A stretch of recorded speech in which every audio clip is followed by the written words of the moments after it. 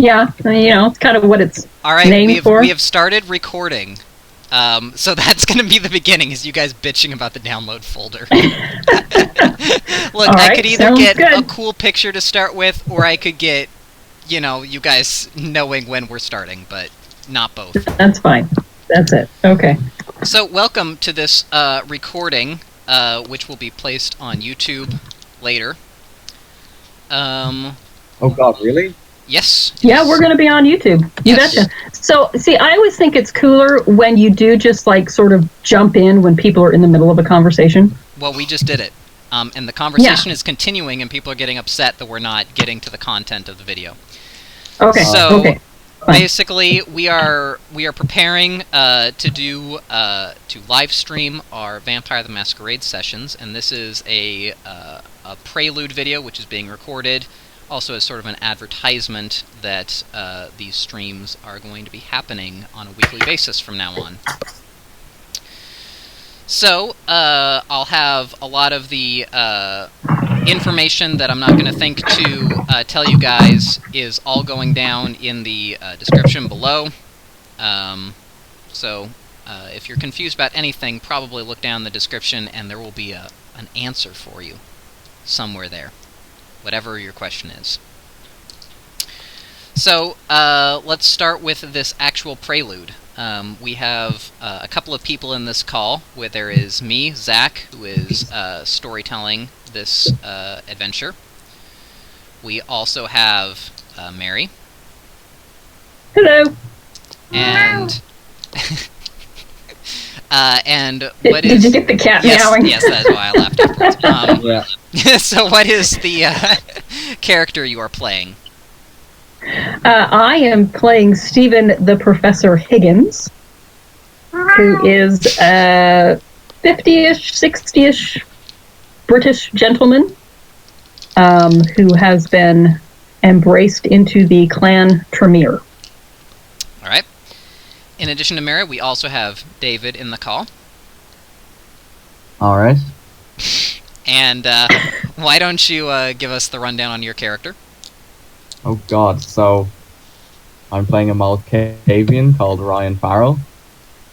He's an Irish teenager who has found himself in Chicago because his master randomly ordered him to go there.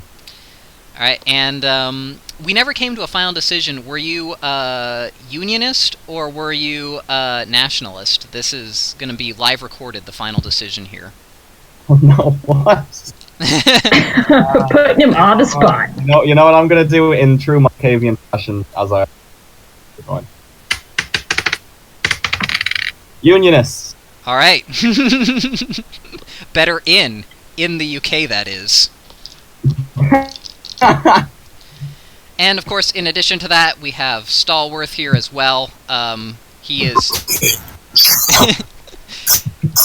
We have some problems with his audio. He is here. I want you guys to know that he is here. I'm going to ask him to mute his audio again.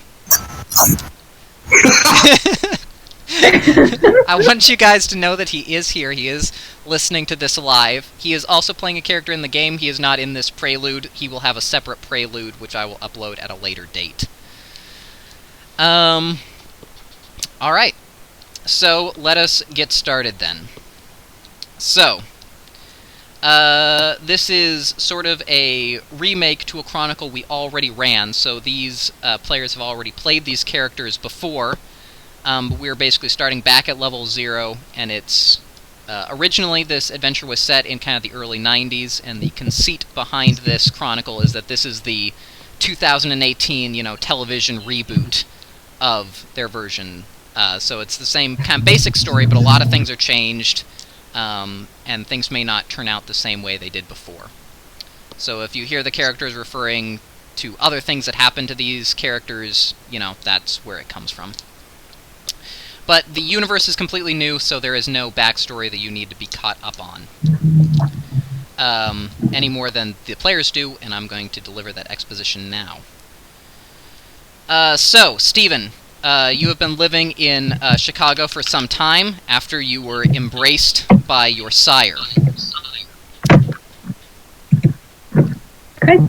So, your sire, basically, she is typing.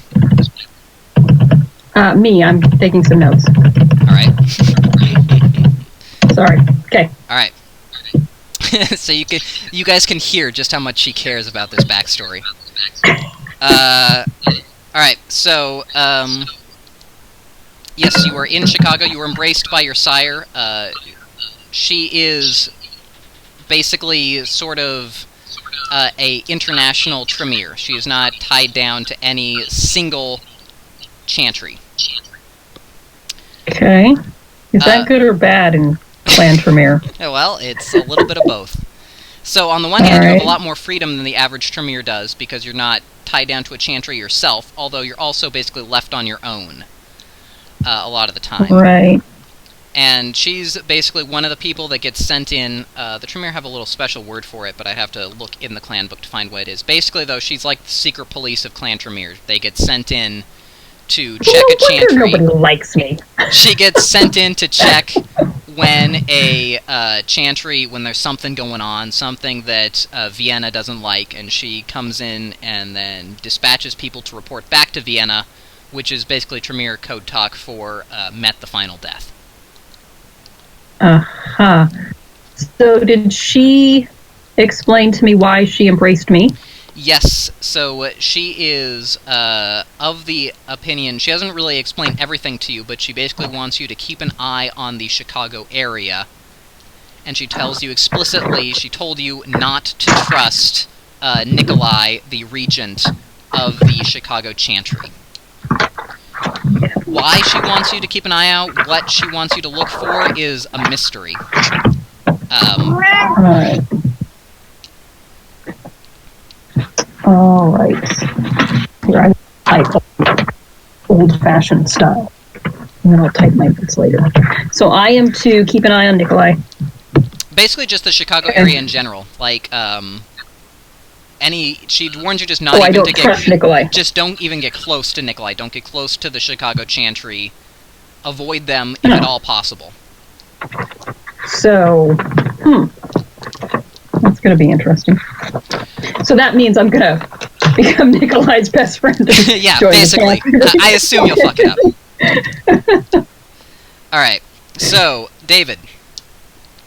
Ryan has been in Chicago for some time. You were dispatched there for reasons that will remain mysterious for now. But basically, you were sent there in a cargo ship, ended up on shore with no introduction to the prince, nothing like that. When you were found by some of the local vampires, you were basically hauled in front of the prince, and Prince Modius, he was planning on dispatching you as basically a vagrant that illegally entered his city. But fortunately for you, Stephen was present at that time and was able to intercede on your behalf. You know how I like young boys. The rationale behind that was that it was at that same period that you realized that you were running out of money from your inheritance, and it was time to basically start cooking meth. That was the element. So I need him to sell I need him to create the selling. Okay, you're my salesman. All right. Basically, yeah, you were kind of involved in some, shady business in Ireland, and the Tremere kind of figured that you could be useful to his plans, interceded on your behalf, and in exchange Modius agreed to spare you, but he told Stephen that, you were his responsibility. Now wait, you say we're in Chicago, but Modius is Modius Prince of Chicago? I am sorry, I should clear that up, yes. You are in the Chicago area. When I say Chicago, I mean the Chicago metropolitan area. You are in the city of Gary, Indiana, which is... Okay. Yeah, it's kind of like a suburb, although suburb is kind of a positive term. Gary, Indiana is an example of an urban wasteland. Because I was like, Loden would not... No. Yeah, so you were... I was confused. Sorry. Gotcha. Yes, that was my mistake. So, yeah, basically, Stephen took you in, Modius agreed, but he said that Stephen you were his responsibility, so if you screwed up, it would be on Steven's head and that he was responsible for taking care of you. He immediately took you home and then put you to work selling meth for him that he was cooking in his basement. Nice. And I'm sure I have no objections to these. Well, yeah. Do you? Would Humanities 6 be high enough for me to make rolls for such things? I would say yes if you were selling to someone who was obviously being victimized by it. Like, you couldn't sell to children. But if an adult wanted to purchase drugs from you, then I would, at Humanities 6, I would not Humanities 6, at Humanities 6, you're a libertarian. And, Yeah. you know, as long as it's not really hurting anybody else, it's fine. Perfect. You know, consenting adults are allowed to do whatever they want, basically. Cool. Alright. And so, that is where we are going to begin. Ryan, you are at a club, and this is where I'm going to make the first little scene transition, and we'll see how this works. Okay. Alright. You are in the largest nightclub in Gary, Indiana, which is Purgatory. It is not a particularly large club. It is basically the heart of Gary's Rack, but Gary's Rack consists of a couple of strip clubs and Purgatory itself. Okay. So you should see the map and one of the images I found there for it. I'm still on the slideshow. Alright. Oh, wait. Nope. Yeah. Oh, there we go. Alright. There's Purgatory. Gotcha. So, basically, I'm addressing the audience now. If you notice things like that, basically there's some stream lag. So I'll have to wait a little while for the pictures to show up. Hopefully for you, it should, you guys watching this on YouTube, it should show up immediately. Alright. So, Ryan, you are at Club Purgatory. You've got some drugs in your possession currently. Cool.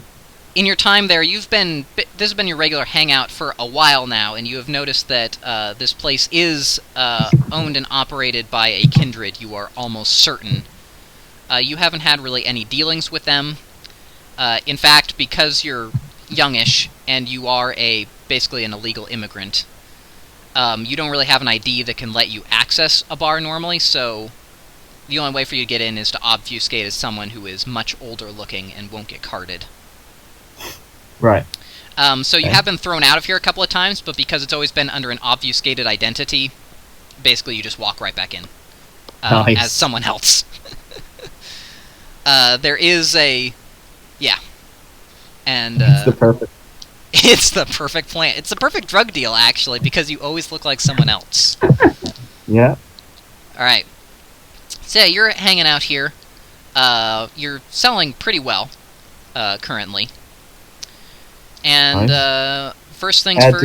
Can I pocket some of the money from... You are always thoroughly checked as soon as you walk in the door of the house. Oh. Thoroughly. By both Terry and I, alright? Alright, I'll make it an effort to make it clear that I'm not even behind it. Alright. Yeah, for a while... Steven might enjoy it too much. The strip search, you know. Yeah. Alright. So we'll start off. Give me a perception plus streetwise. That is... no street. 4. Alright. So here is another element I will be explaining to the audience. When I call for a roll, basically they give me the number, which is their number of dots, on the character sheet, and I do all of the rolling myself, off-screen, so they can't see it, you can't see it, only I can see it. This makes it a little bit less gamey and a little bit more role-playing-ish, that you don't necessarily know the results of the roll, so for something like perception, I can roll... if he gets 0 successes, I say, alright, you don't see anything. But if he can see that he has 0 successes, he still might feel like there's definitely something there. If I roll, I can see he's got 3 successes. If I say there's nothing there, he doesn't know, okay, I definitely succeeded, so there isn't anything to worry about. And conducting the roll now. notorious cheater. So. It's also so that I can fudge the roll. You see nothing and die immediately. You don't see it coming. So you're hanging out at the bar, and you actually notice that there is a local who seems to be watching you. He sees you basically, he watches you make a couple of passes, hand off drugs, accept some money. And yeah, he seems to be, he's staying in the bar, he's ordering drinks, but you notice he is not drinking anything. And he just seems to be sitting there. Occasionally he moves to make a drink, but you notice none of the liquid in his glass disappears, and he seems to be, you can tell that he seems to definitely be watching you. Okay, do I have a quota I have to reach for Stephen when I come out here? Not really. Such a harsh task. One other thing, I know it's on your character sheet, but I'll just mention it now. You don't have the quarterstaff on your possession right now. You only have concealable weapons on your person at this bar. Do I have a concealed weapon? I have one on my sheet. Your Desert Eagle is, I think, concealable. Yeah, I was going to say the Eagle. Under a jacket. Nice. Alright, I suppose... Yeah, I think if I've already made some sales, to be honest, I think I'll take note and try to make my way out of the bar immediately. Okay. So, yeah, you do so, and you notice as you're kind of standing up and going to leave, you also kind of turn back, and you can see that he is also stood up. He is not heading behind you, but he is actually heading towards the, he seems to be heading off to a corner and pulling out his cell phone. Right, okay. Rush out the door. Alright. Run!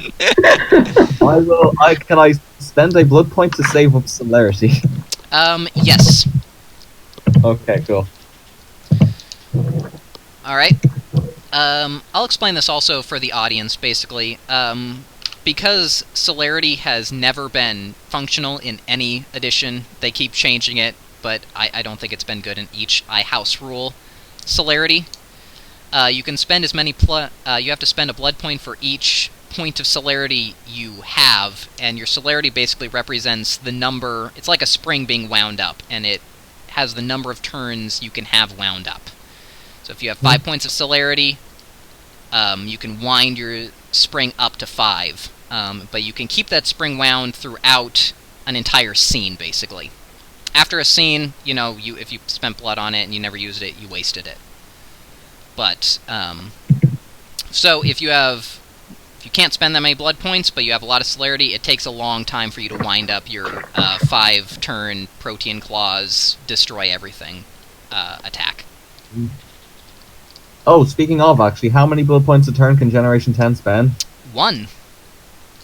Wow. 1. You get 1. 1. Yep. Alright. What's the cap on boosting physical stats for Generation 10? Yes, I actually looked this up, and I was incorrect about what I told you guys before the recording started. You can boost your physical stats up to 3 over whatever your physical maximum is. For you guys, it's 5, I think. I believe... Is it 3? Or is it... No, okay. Sorry. What it is you can increase it to 1 over whatever your normal maximum would be. You can go up to 5 on your strength normally, so you can boost it up to 6 for an entire scene. You can boost it all the way up to 10, but it only lasts for 3 turns. 3 turns, okay. And of course, if you spend a blood point, if you spend a blood point to put your strength up to 7, and then next turn you spend another blood point to put it up to 8, you have 3 turns from that point.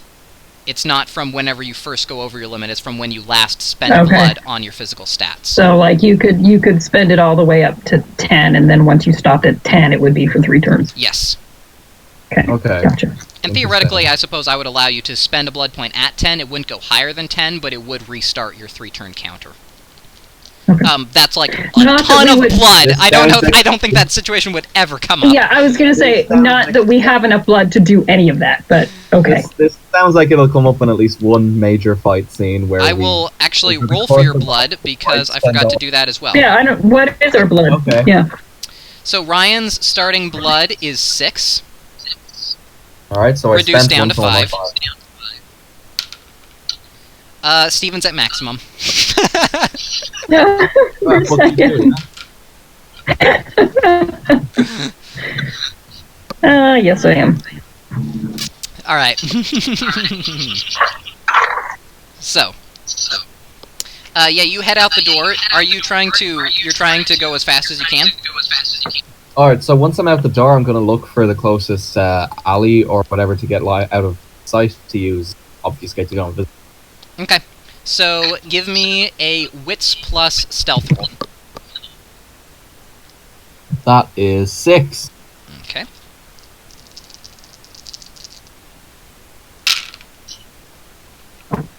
All right. So yeah, you duck out of sight immediately. Your senses are finally honed. Obviously, you know, growing up in Ireland, you know never to go into a bar without an escape route planned. So yeah, you immediately find it, and you're leering out, and you can see that there is actually a group of people. They look like gangbangers to you, and out of their pockets are hanging sky blue bandanas. There are 5 of them total, and they're all just kind of crowding around like they seem to be looking for you, but they don't seem to have found you. It looks like you got away. Nice. And give me a perception plus investigation roll. So they didn't let me get away. 7. Specialty in seeing things far away.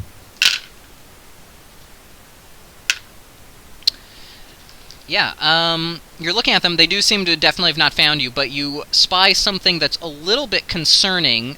In a couple of the men's pants, you can also see the outline where they seem to have wooden stakes prepared. Oh shit. So it does seem like this is a little bit more than just like them coming after you for muscling in on their turf. Yeah.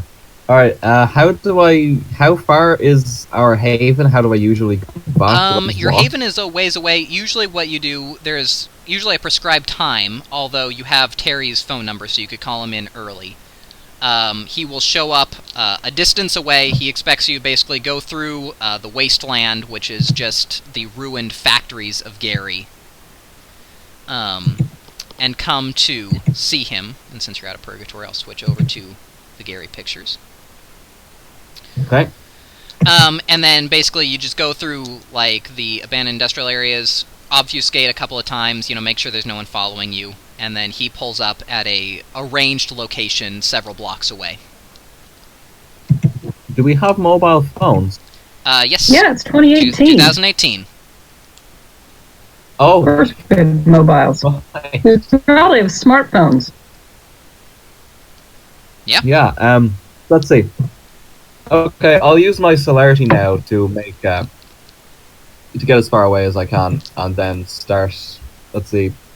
Could I text Terry while I'm running away? Alright. So for celerity, you're moving fast enough that I would consider it to have broken your obfuscate. Obfuscate does kind of require you to move a little bit more subtly. You can, however, text, I think, without disturbing it. Okay, then I will make my way more slowly until I'm far enough away that I'll be confident breaking my obfuscate first. And texting along the way? Yeah. Okay. Alright. So, Stephen. Yes. You are at the Prince Modius's haven. He's asked you to join him, basically, for a game of chess. You know, just kind of enjoy the evening together. As With you... some sherry, I'm assuming. Not for you guys, but, you know, it's there. I can have sherry. That's true. He actually doesn't know that you have the eat food merit, so... Unless you tell him, but... That's fine. I'll let it go. Alright. So while you guys are, sitting down, playing, why don't you actually first give me an intelligence, and you don't have the actual chess skill, do you? No, I do not. Alright, then just a plain intelligence check. That will be 4. Okay.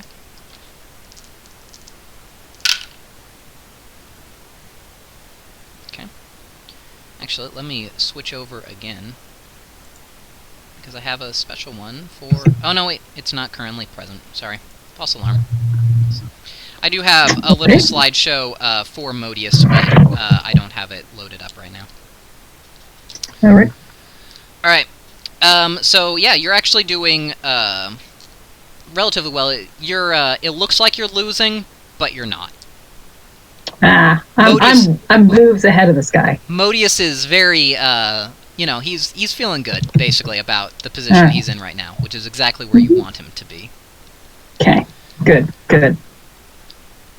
So, basically, he moves his queen out, takes one of your pawns, and says, you must be more careful with your pieces, my friend. Yes. You are a... chess is a long-term game. Alright. And then Modius nods and says, yes, of course. And it's, like most lengthy games, it requires heavy use of one's pawns. And he kind of smirks. Exactly, yes. I shall nod and say, yes, it does. And then there is a light tapping at the door. And Modius says, yes, what is it? We are in the midst of important discussions. And the door opens, and Terry, your ghoul, kind of pops in his head. And he says, excuse me, Prince and Professor, but I have a message from Ryan. It's of a personal matter. I wonder if I could have a moment with the Professor. I shall turn to Modius and say, if I may be excused, I shall attend to this. He says, yes, of course. Hopefully, you spend more concern over your actual pawns than those on this board. And I shall smile wryly at him. He seems very smug, and he kind of sits back like he knows what's going on. He should be proud of that. I shall smile wryly at him, tilt my head, and go to speak with Terry. All right. As I close the door behind us. So yeah, everyone's smiling, being very polite, and then like the second you're alone, Terry's like, "We got some shit going down." I shall place a reassuring hand upon Terry's shoulder. All right. And say, please fill me in. Got a text from Ryan, and he basically shows you the text message, which I. Did he take a picture of the gangbangers chasing you? Did you? Send it. These people are chasing me. Yeah. What exactly was the content of your message? So I would have said basically, running away from gang seem to be hunters. They cannot see me obfuscated. All right, so that's the message basically that he passes on to Steve. Okay. All right, and so I will ask Terry, do you have a prearranged place to pick him up? Yeah, obviously you're aware enough of what goes on that he definitely has one, and you know of it. Okay, so I would suggest. Well. I loathe to leave my chess game where I have Modius right where I want him to be. Ryan's in deadly peril, but I'm also playing chess. I mean, at this point, you don't care about me too much. Yeah. No, I probably care more about my drug empire. that I care about You Ryan. have some drugs and your cash from today. Holy shit, Yeah, he's I got know, the that's what I'm meth! thinking, I'm Get thinking- the car! He has my drugs and my money, and that's probably what I'm more concerned about than actual Ryan. So, I shall go in and excuse myself from Modius. You'll have to leave the... I'll concede. Oh, that's going to be horrible. But I'll concede to him, and then Terry and I will go get Ryan. Alright, so yeah, when you go in to concede, he says, of course, I understand you have other business to take care of. And it's very irritating that he thinks that I'm conceding because he thinks he's winning, but I'll let it go. It is good that we were able to, just skip straight to the ending. If you have Yes. other places to be. And yes, something that's coming. he seems absurdly smug as Yes, you leave. well, I will of course ask him for a rematch later. Of course, my friend. I am always happy to help you practice your game. I hate this guy. Anyway, so I very politely excuse myself in my very polite British manner. Mm-hmm. And join Terry at the car to go pick up Ryan. Alright. So, Terry basically opens... are you sitting in the front seat or the back seat?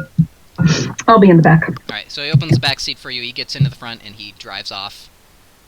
Ryan, you basically get to the rendezvous point. You're waiting for a little while, but after a bit, you see Terry's car pull up. It's actually Steven's car. Yeah, well, the car that Terry drives.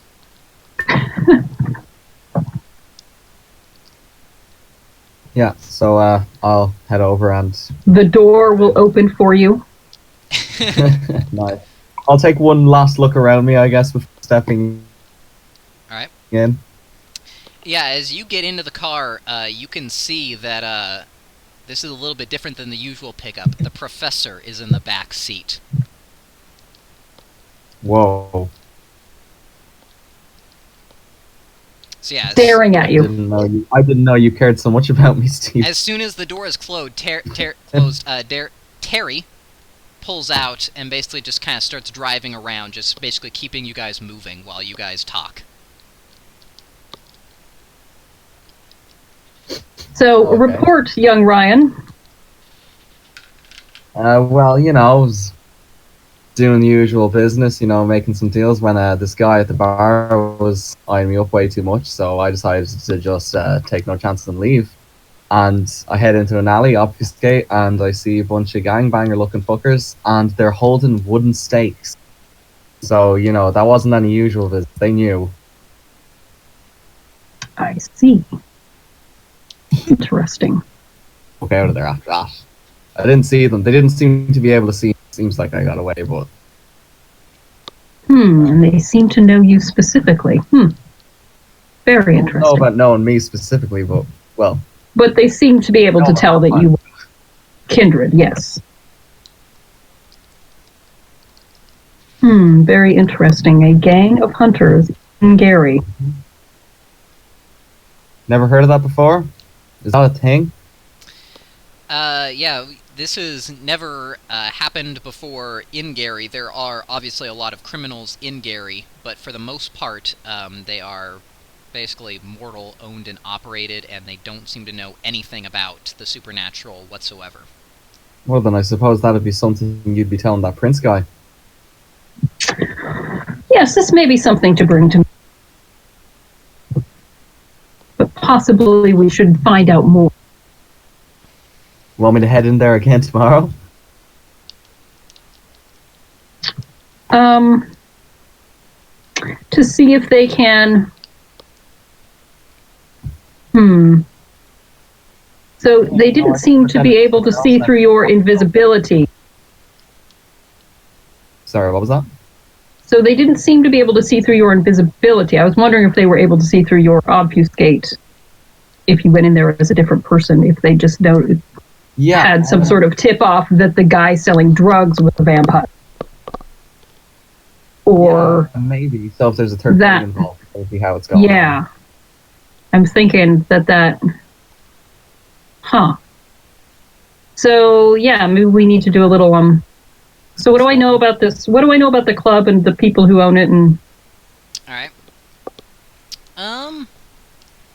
So, as to what you know of Club Purgatory, you know that it is owned by a Toreador, who is, you believe to be somehow related to Modius, not necessarily, like, while they were mortal, but somewhere they're part of the same bloodline, you imagine, Okay. since they're both in the city. okay. It's been around for decades. It's been around since before you moved to Gary. Okay.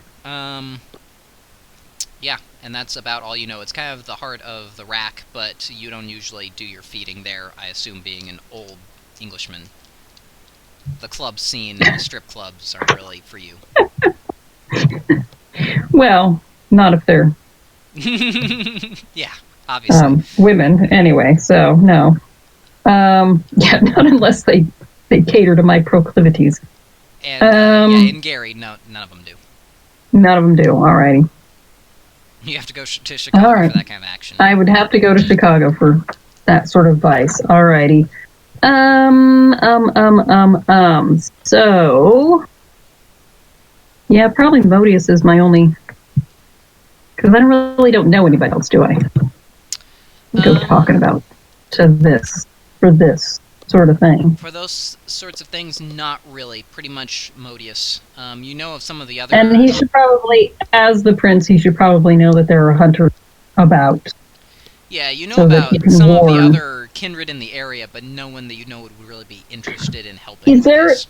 is there a Primogen Council for Gary? Not really, no.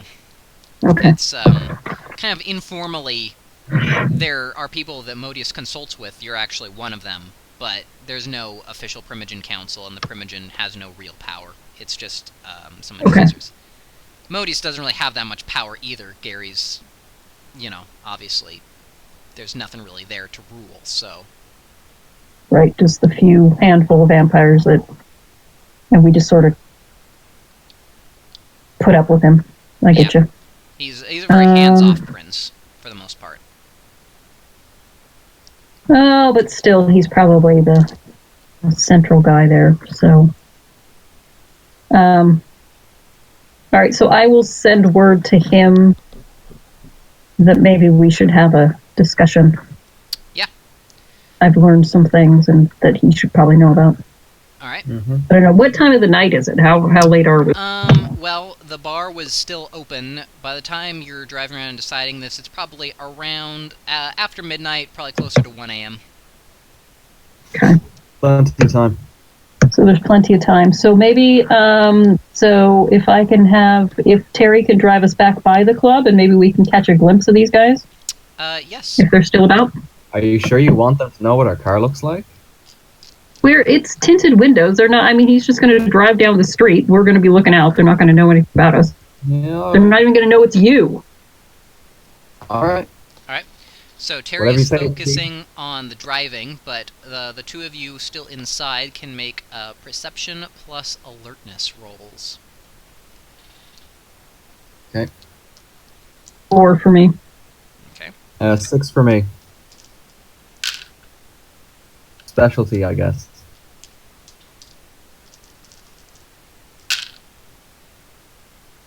Alright, Ryan, Steven, you don't see anything. Ryan, however, Of course.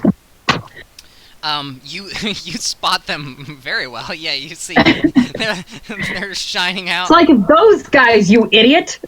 Yeah, you recognize them by the very characteristic sky blue bandanas, and you instantly basically point them out. There are 5 of them, just like before, and they seem to be... 3 of them are kind of off, like, watching for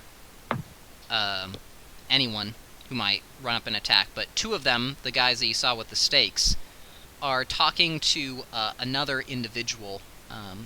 It looks like a woman who is in kind of like a... She looks like she's dressed to go out clubbing, basically. The It guy is. who was looking at me at the bar isn't there now. No, he is not. Right. Hmm. I guess I'll get a video or a picture of these goons on my phone. Okay. And the woman they're talking to. Alright. Show them to the prince later. Yeah, definitely, she looks a lot different. Like, she is an average, like, white woman who seems to be out. Steven, you got aspect, right? She looks odd, just for being in Gary in general, and certainly talking to these gang members, she looks even odder. Seems interesting. Okay. All right. Check that shit. Yeah, no, that does seem odd. So yes, get a picture of them. Do you have aspects? No, I don't. Of course not. Why would I have aspects? We need Jonathan for that. Right. Yeah. Fuck my life. Okay. A picture will have to do. Mm-hmm. It's worth 1,000 words. Apparently. Alright. Alright then, head out of there. Alright. So. Yeah, so we don't try and call attention to ourselves or drive too slowly or whatever. Yeah. Alright. Terry is purposefully driving unobtrusively. Yeah.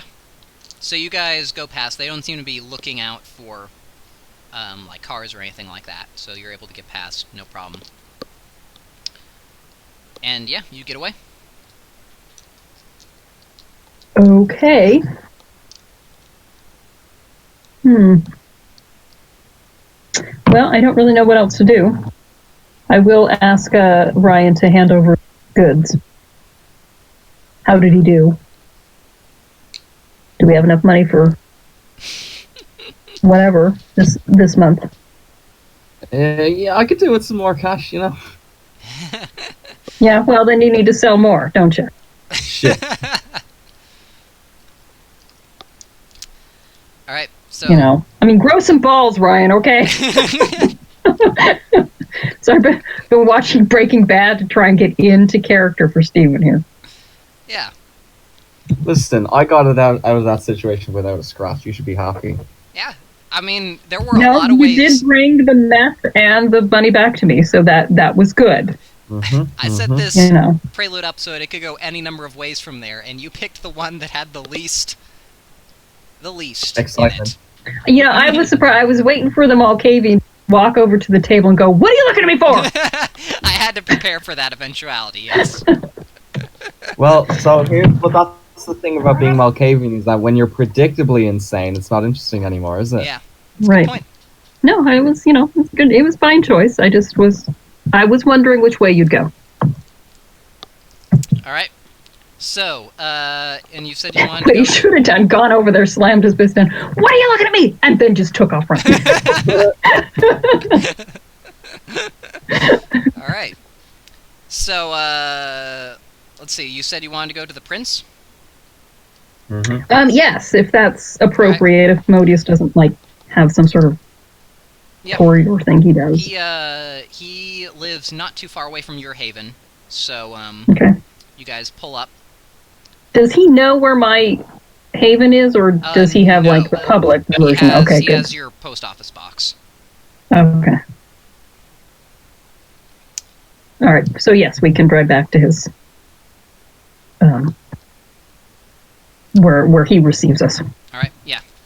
So you guys head in, and one of his dominated ghouls greets you at the door and basically sends word that you're there.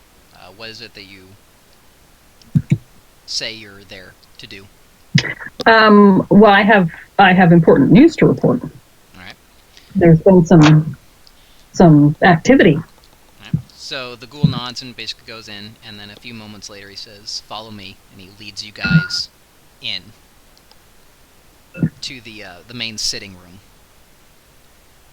Okay. So I have Ryan call up the pictures on his phone,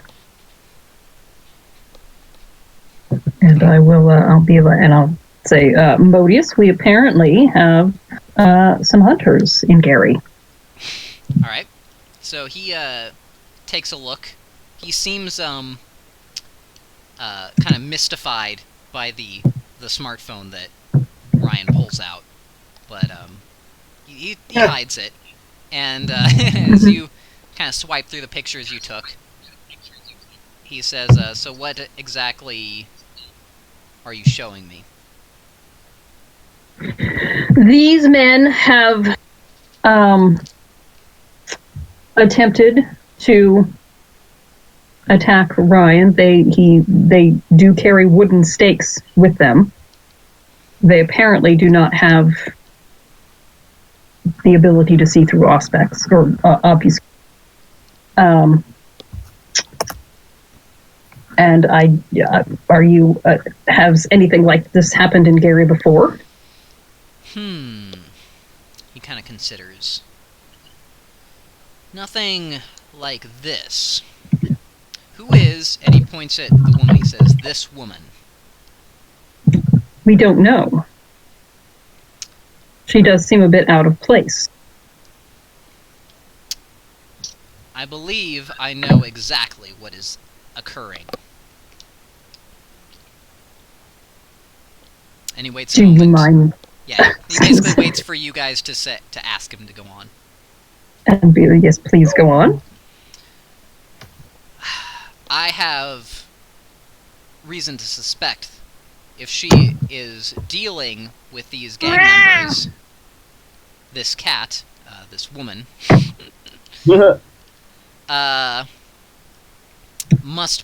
she looks to be one of our kind. And I believe she may be an Anarch.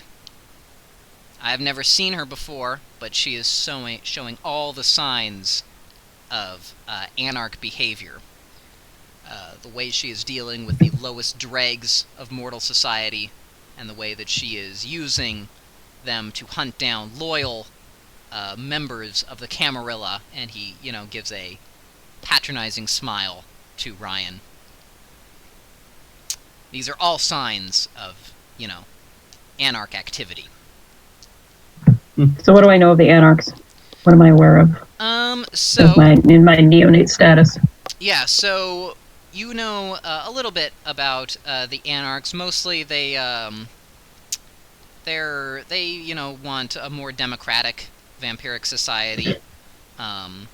They do tend to hang out with the lower classes, and they are a little bit less concerned with the Masquerade than the average Camarilla vampire is. Yeah, your sire was definitely, when she told you about them, she made them sound basically like bad news. And you really haven't had any direct dealings with them. Although, as I recall from your background, you were a little bit counterculture yourself back in the 60s. So, back in the day. It does seem, when she did tell you, she did say a lot of bad... Yeah. Yeah, she said a lot of bad things about them, but it also kind of sounded a lot like what you heard about, the counterculture from other, uptight fellows. I was going to say, I'm one of the intelligentsia, kind of, the authority figures or not. You know that they're primarily Brujah, and the Brujah kind of have, a dual reputation as a lot of times gangbangers, but some of the older ones are a more learned, kind of your sort of intelligentsia type. Mm-hmm. But so I don't necessarily believe everything. Yeah, you've never had... this, it definitely is a possibility, but you've never had direct dealings with them. Ryan has had... So what I know is that people in charge find them frightening. Yes. Which Ryan may or may has had not. Slightly more direct contact with them. For the most part, though, they have always been content to kind of leave you alone, basically. Would that have been the Anarchs here, or Anarchs in Ireland? Primarily in Ireland. You really haven't met anyone here, except for Stephen and the Prince. Okay. Okay. Interesting. So, why would an Anarch... Gary is not the most populous area for kindred. Why would an Anarch want to come here and...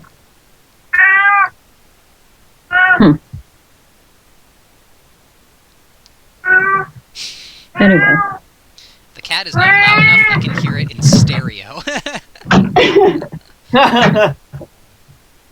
All right, cat's gone. Cat's coming down to you. All right. All right, so I'll munch on that. Why would an Anarch, and why is Modius so quick to put the blame on Why Anarch? don't you give me actually an intelligence plus politics? All right. I don't have any politics, so that'll be 4. I have a specialty in analytical. Doesn't really apply in this case. I'm analyzing Modius. Come on. That's not exactly what it's about. You do remember that you know that the Prince of Chicago is much more strict than Modius is. He is very restrictive about who can sire children in Chicago, and he does not like the Anarchs. So he basically tries to repress them at every opportunity it is possible. That is one reason that someone would maybe want to set up a power base in Gary. Okay. All right. And they're just taking out competition, Ryan being the drug dealer there. Okay. Possible.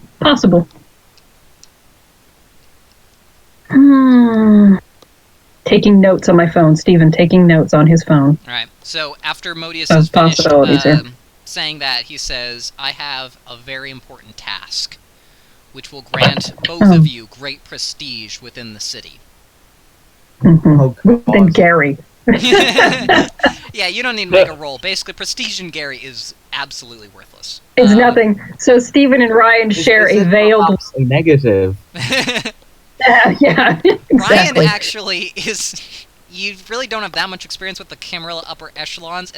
It might be important that you get prestige in Gary. You're not sure one way or another. You're not really sure. Stephen is just impassive. You've never had prestige before, so you're not sure exactly what it is or what it does. It could be good. Stephen, are you faking excitement at all, or what? Because I'll probably Stephen is stone-faced. He's just completely impassive as he stares back at Modius. There's nothing.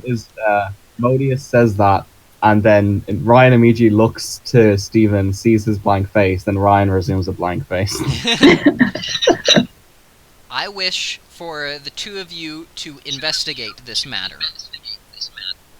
If it is hunters, then destroy them completely. We can have no place for them in our society. If it is the Anarchs, as I suspect it is, then do not, he kind of considers, do not destroy them.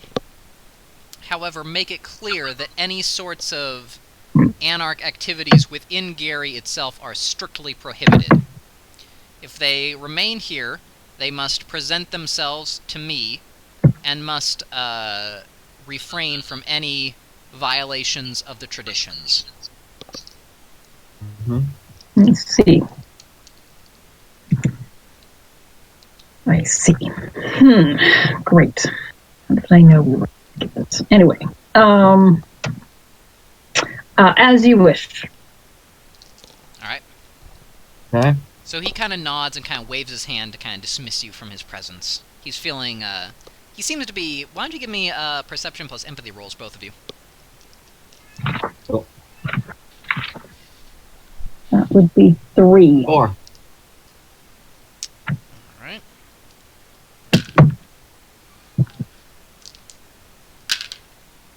Needless to say, I have 4 perception. Yeah, I have no empathy either. We're a pair of We are psychos. not. Yeah, pretty much. Alright. Complete sociopathic. So, let's see. Alright.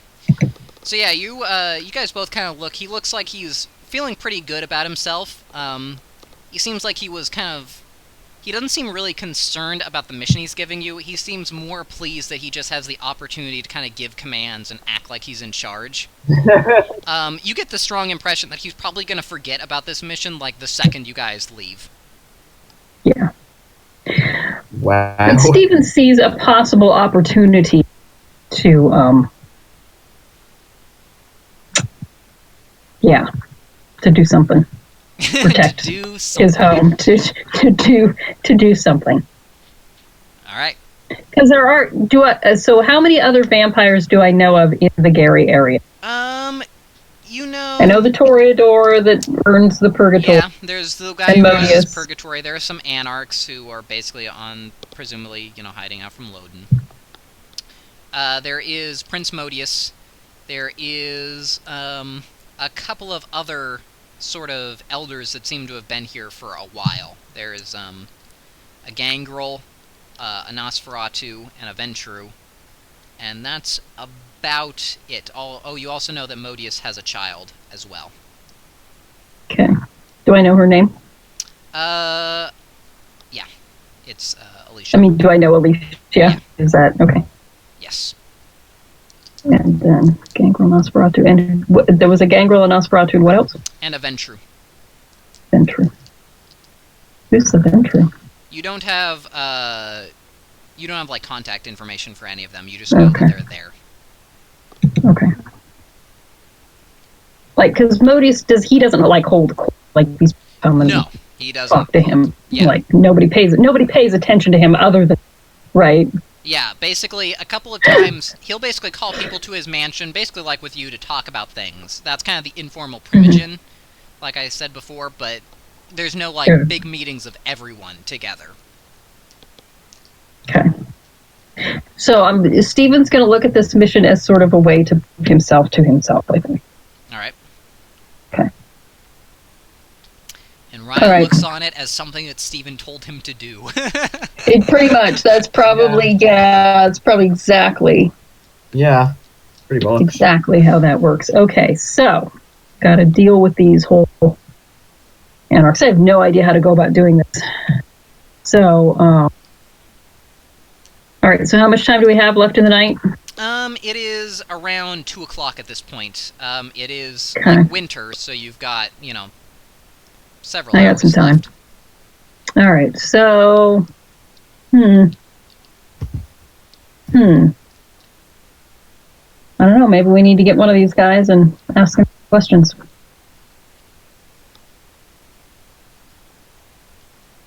All right. All right. Yep, for a kidnapping, Ryan. Yeah, I'm ready. Alrighty. Alrighty. Looks like we're going to go kidnap one of these guys and ask him some questions. Awesome. How do you want me to go about it? Disguise myself as whatever. You can disguise yourself like as one of them, can't you? They didn't appear to be able to see through your obfuscate. Yep. Yeah. So maybe... you have the picture, so you can base it on one of them. Yeah. Used to disguise myself as Kathy's all the time back in Belfast. Ha ha ha. I have no idea what that means. That was very Irish. that was extremely ethnic, and I didn't know. Okay. Cool. Well, Steven's British. So he probably would have, but I myself, as the player, had no idea what you said. But anyway, Stephen understood you perfectly. Oh, okay. Boy, I can't wait. I'm so glad you're unionist, so that later on you can refer to, basically as both of you as being British. Well, we're both British, basically. Yeah. No difference. Stephen will not agree, but okay. Well, but that's the thing about British people, is that they all hate each other, so... Yeah, it's true. Yeah. You could say we got along with them a lot better once we left. Yeah. Anyway. Alright, so, where are you guys? You guys headed back to the club? Yeah. Okay. So yes, going to head back to the club, park down the street. I don't know what sort of information they have. Who's got the echo on me? Yeah, I think David has a little bit of echo, maybe. Oh, it must be me. I'll try to turn it down. So I lost my train of thought. So we'll park. I don't know how much information they have, like if they can identify myself or Terry. Mm-hmm. If you go in, so maybe Ryan. I hate to send Ryan in alone. I'll go alone too, I don't care. Yes, but I need to take care of my pawns. So, I don't remember how buff Terry is at the beginning. He's still pretty buff, right? He is physically able. So maybe he goes in, he doesn't go in with you. He's just maybe going in to get to get a beer he's knocking off whatever he can call her, right? Knocking off the night shift. And in to get a beer, whatever. But he's there for backup in case you get into trouble. Something along those lines. Okay. Right. Let's see. Of the gang guys, were any of them wearing hoodies or could he hide my face like actually one of them way? No, they were not wearing any sort of hoodies. Well, actually, it is winter. Actually, yeah, they would have been wearing they would have been wearing coats. None of them had the hoods up though, although coats would presumably have hoods on them. All right. I will obfuscate as one of them. Okay. I guess I'll. Would you say I should obfuscate as one of them in particular, or kind of like as nondescript? Because obviously, if the exact guy I'm copying sees me, Oh, hey, it's me. Right, exactly. That's gonna be weird. Can we possibly? I'm wondering. Is it possible to separate one of them from the group? Take that guy out. I got zip ties in the glove compartment here, right? Because I've got the car. I've got the car with the stuff in the car. You had that later on, but this is early enough that I would say, unless you've specifically told me beforehand that you had that in there. Well, I told you I had my satchel with my stuff in it. Yeah, zip ties were part of the old game satchel. If you want to add them in, then you can do so, but I will say they're not there currently. Not there currently. You do have rope, though. I was going to say, I've got something, right? Yeah, I've got something to tie him, so I can tie him up. I don't have to use strap a piece of luggage like that first time doing it. Theoretically, you could take off your belt. I mean, there are a lot of ways to restrain someone. Yeah, I was going to say. So I guess, do we have an opportunity to separate somebody from the group?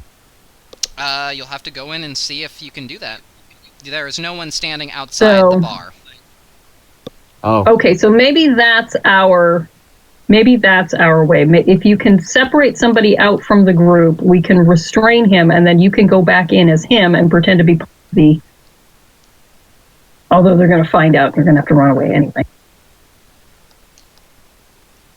And then I can dominate the guy and try and talk him. We need to get some guy anyway, so he can come out and answer questions. All right. So I have a very nebulous plan. So Ryan, I'm sending you in. Try and kidnap one of these guys. That's your mission. All right. Gotcha, boss. Okay. Terry's your backup. Sure thing. All right. So I guess I'll just obfuscate as like kind of a nondescript guy who looks like he belongs in that place. Okay. Yeah. So, yeah, you head in, and you look around. You don't see anyone with the bandanas there. You don't see the woman. You do, however, see the guy who was watching you before, who made the call. He is still present. Has he glanced in my direction at all yet? He has done, but he just seemed to, like, look over you. I assume you are obfuscated as someone who looks different than you were when they first spotted you, right? Yeah. Okay. Just making sure, but yeah. In that case, yeah, he looks right over you. Okay. Is he focusing anywhere in particular so I know to avoid that place? What was that? Is he focusing somewhere in particular so I can avoid there? No, he's just kind of looking around. He seems like he seems almost like he's off duty, like he's just kind of hanging out. All right.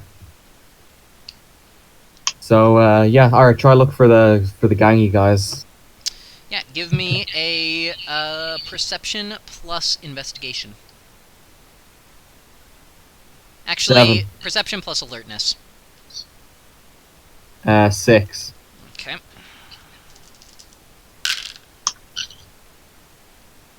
Yeah, you don't think that they're anywhere in the club. Alright, so it's gotta be that guy then.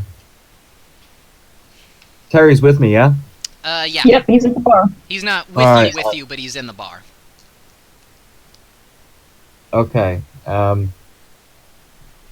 I'll head over to him and try to discuss how we could go about getting that guy. Alright.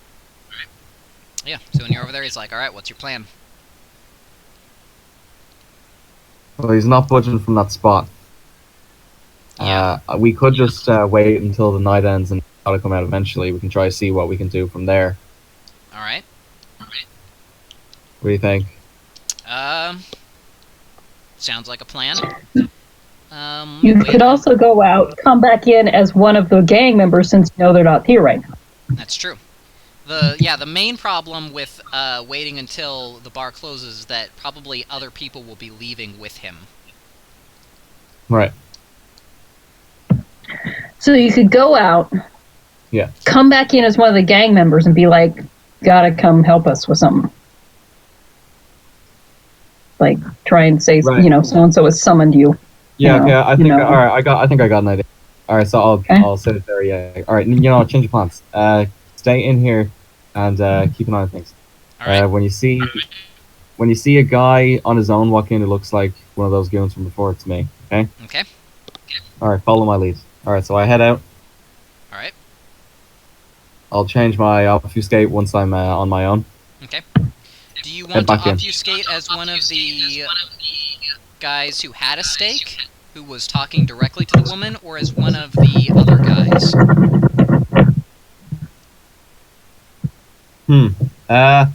I'll go for one of the other guys. Okay.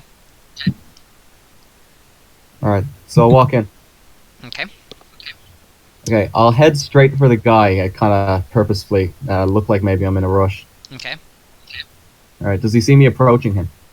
Yeah. He kind of sees you there, and when he sees that you're looking at him, he basically stands up, and he goes around towards the bathrooms.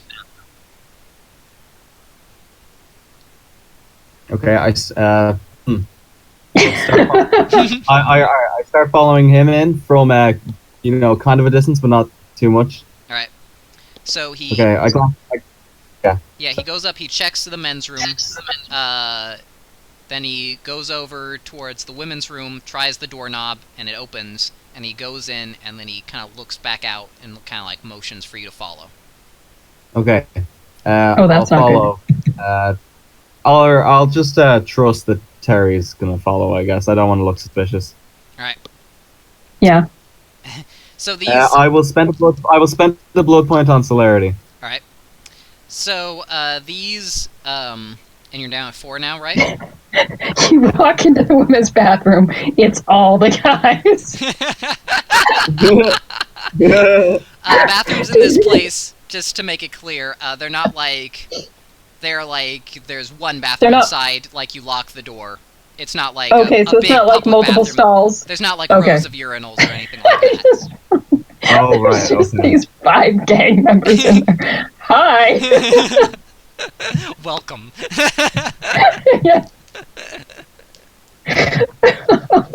Actually, shit. Damn it.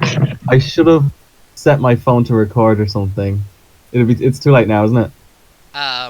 Well, he's motioned for you to come in, and then Yeah. he kind of shuts the door. He goes away, right? Yeah. I mean, do you have a second? You can hit record real quick on your phone? Yeah, you could do that.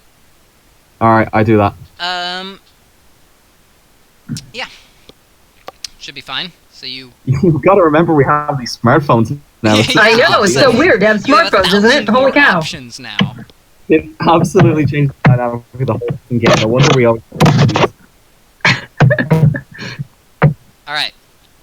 So you head in, and he's in there waiting for you. He's like, what the fuck are you doing back here?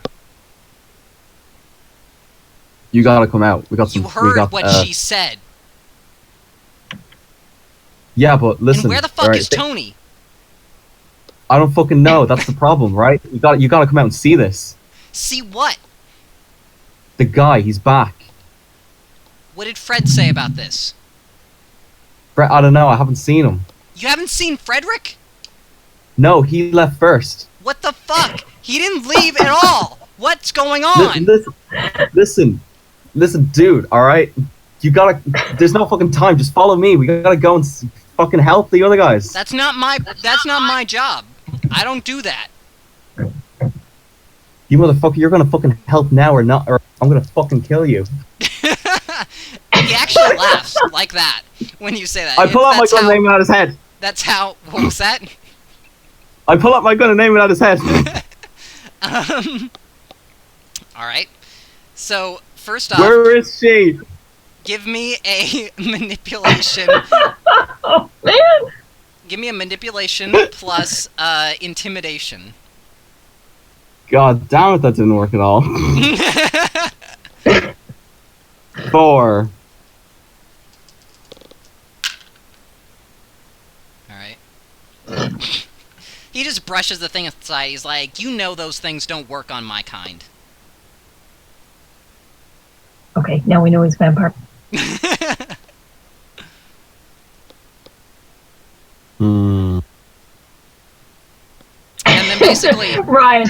As soon as he does that, he basically picks you up by the collar and, like, slams you up against the wall, or he's going to try to. Do you want to attempt to resist him, or just kind of basically play human? I will play human. Alright, so basically he slams you around against some of the walls. What is your bashing soak? It is 5. Alright.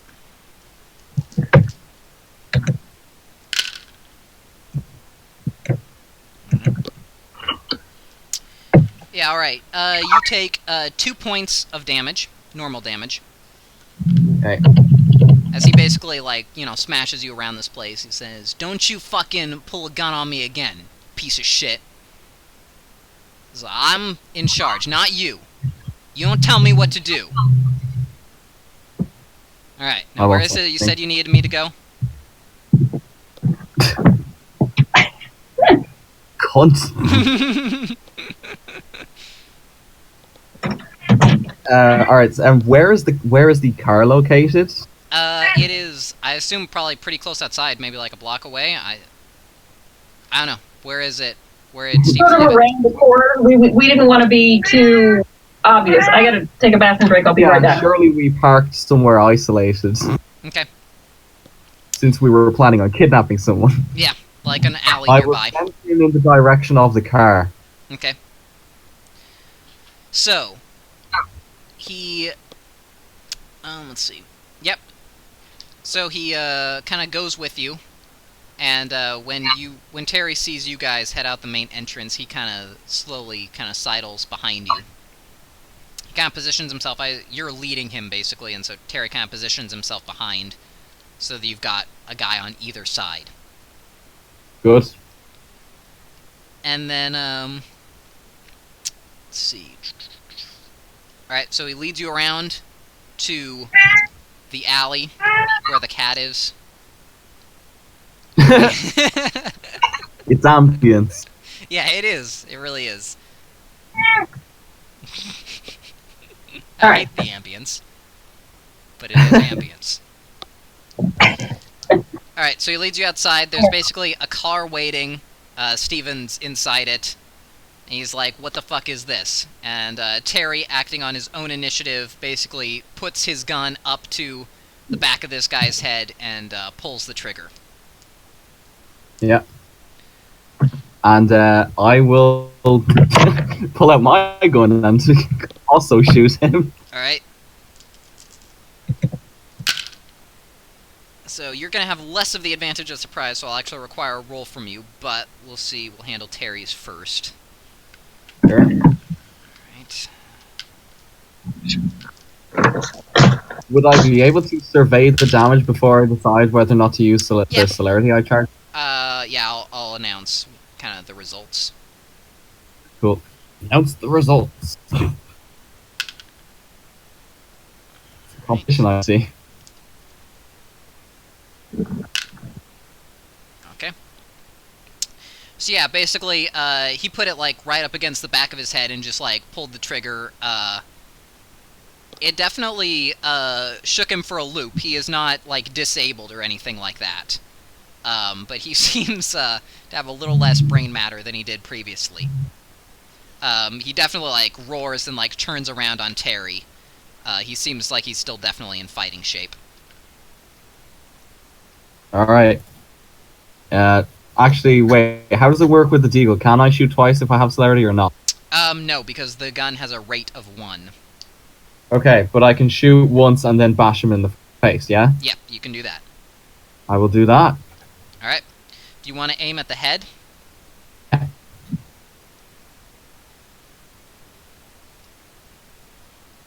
that a yes or no? Yes. Okay. What is your dex plus firearms? It is 4, and I'll use a willpower point. Okay.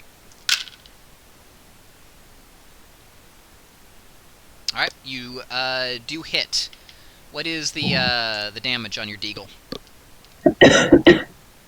7. Okay.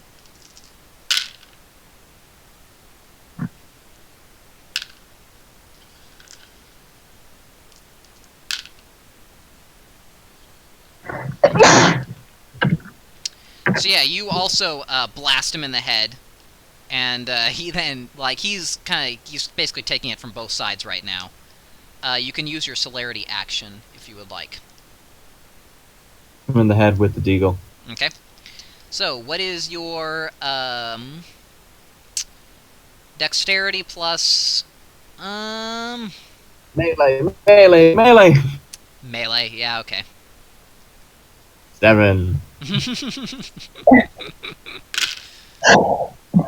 With a specialty in crime. Alright, this is a crime. What is your strength plus 1? 4. Okay.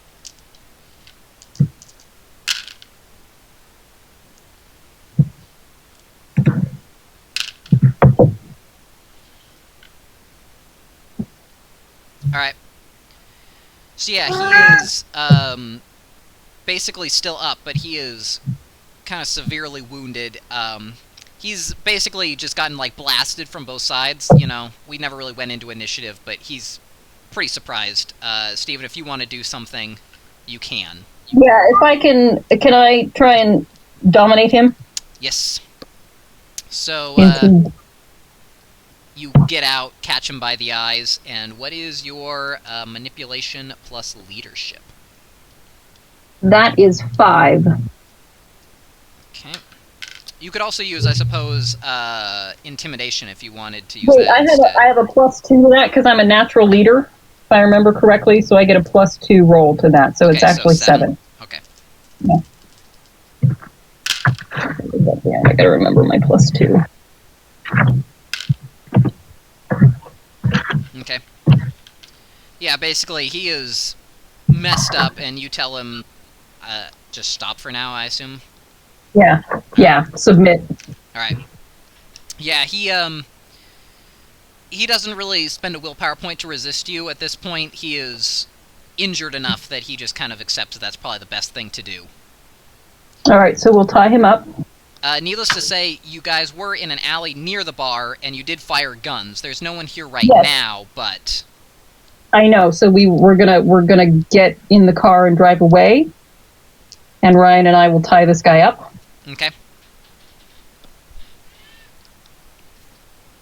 We're going to take him probably to an abandoned warehouse. Okay.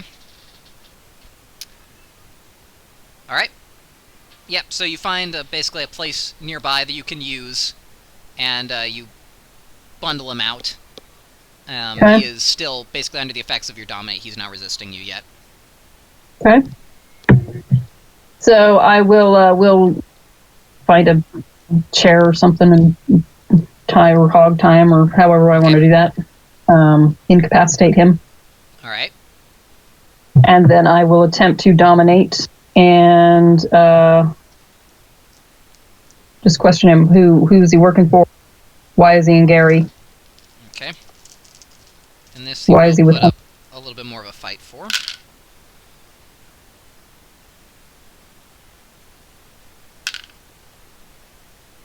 Alright. So yeah, he spends a willpower point to basically shake off your dominate for a turn, and he starts trying to break out of his bonds. Okay. And he also seems to be From the look of him, he looks like he's spending blood point to, like, he's working himself up, buffing up his strength. Okay. So, what we're going to do,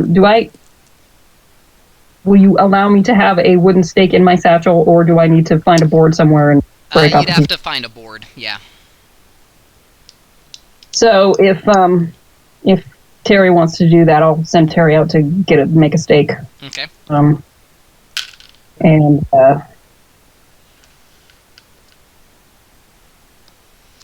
And I will... So, this is basically like a turn. You spent a turn trying to dominate him. He spent a turn, this willpower point, to shake it off temporarily. And he is... he's not free yet, but you can see that the ropes are in the process of being broken. Okay. And he is probably going to continue to enhance his strength as time goes on, you imagine. As long as he has the blood to do so. How much weight can I lift with 2 movement of the minds? Let me look it up.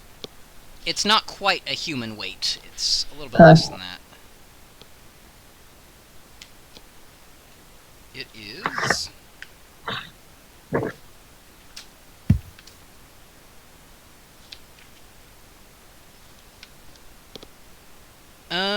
with 2, you can lift 20 pounds. Okay.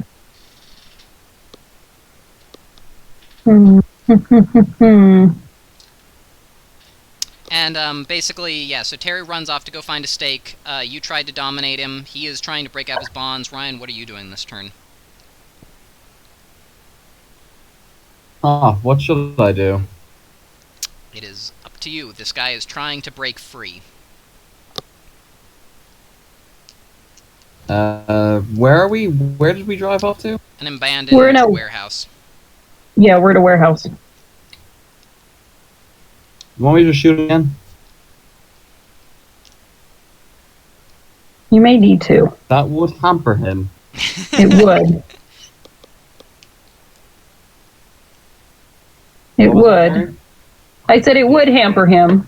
I just don't want him to actually die.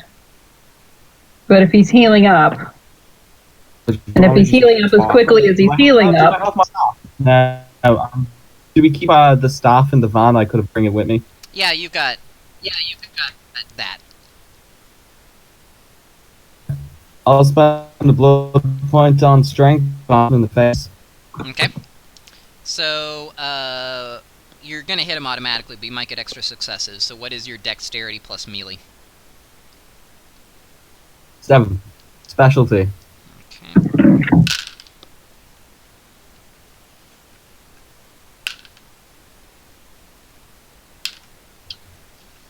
Alright, and what is the damage on your quarterstaff? It is 6. Okay.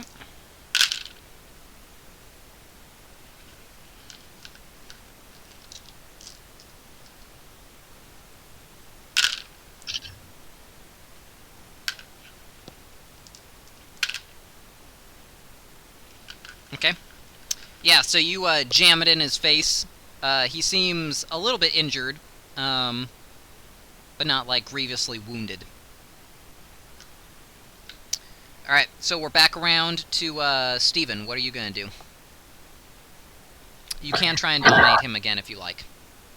I was gonna say, I will try again to dominate him. Okay.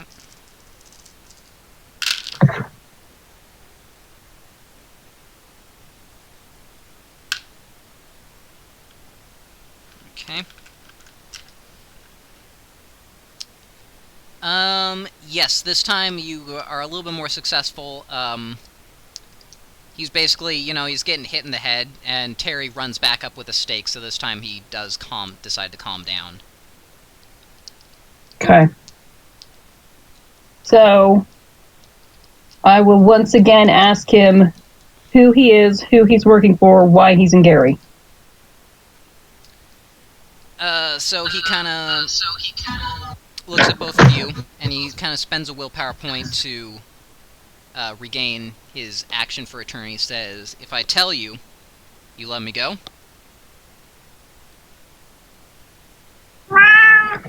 All right, now that's interesting. Do we let him go? Do I lie to him? Are you asking me? Well, yes, as player, Let me consult with my friend Ryan. and not in character. Steven just stares at him right now, so we're even thinking, but as two players. I mean, okay, I see no reason to promise to let him go and then immediately break that. Oh, So you think we should just let him go? If he tells us, we let him go? well, no, tell him that we will let him go, but don't fucking actually. Okay, that's what I was saying. Do I tell us, yes, we'll let you go, but then we actually stake him? I mean, he's not going to believe us anyway. Yeah, but, of course. Yeah. So, yeah, I don't see. He's trying to kill us, so I don't know why I'd let him go. You don't really have any evidence that he's trying to kill you. Other than he tried to kill... He made a call, yeah, to people who tried to kill my friend Ryan. Nah, fuck off. He tried to kill him. Actually, they never really tried to kill him. They turned up and were looking for him. They had stakes, They but that's it. They had stakes. It's, we jump to conclusions in the vampire. Listen, It's all based on stereotypes. you don't make it far without coming to conclusions. Okay. That somebody carrying a stake is trying to kill you. Yes, that's it sort of goes with the territory. Yeah. So I will say yes eventually. All right, give me a manipulation plus subterfuge. That's going to be 3. Should be doing the interrogation. I have manipulation for specialty interrogation. Well, you're welcome to say yes eventually if you wish. Yeah, I'll say it. So he looks at you and he's like, "You're lying."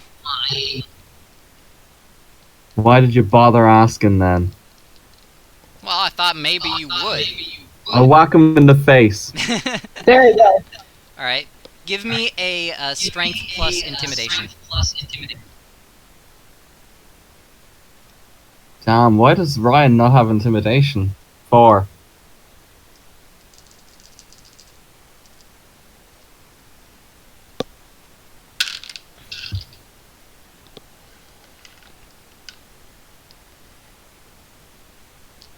Alright, so, yeah, you hit him upside the head, and he says, "I'm not involved in whatever you think is going on. I was asked to keep an eye out for you, that's all." Who'd you make the call to? To a friend. She's the one who asked me to keep an eye out. I'm not involved, I don't know what your business is with her, or why she was looking for you. Obviously, your relationship is more hostile than I originally imagined. So who were the other guys you talked about? Freddie and Tony and... Yeah, so who were the goons you were talking? They're her retainers. I don't know anything more than that.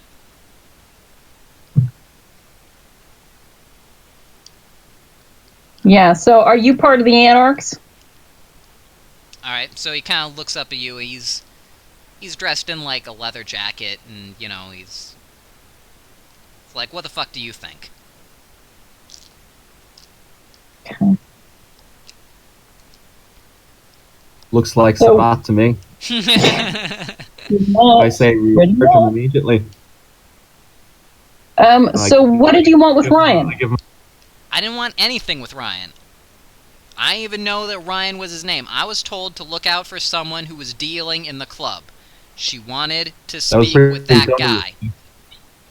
So I was supposed to say, when I saw the guy who was selling meth in the club, and call in, let her know when he was going out.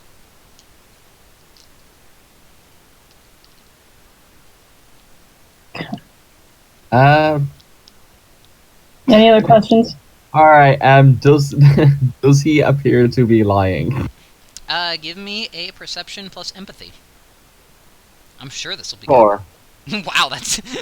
4 perception, I see. Yeah. You know it. Was empathy one of those skills that had a 0 on your character sheet earlier? Yeah. Alright. From what you can tell, he does seem to be being honest with you. From what you can tell.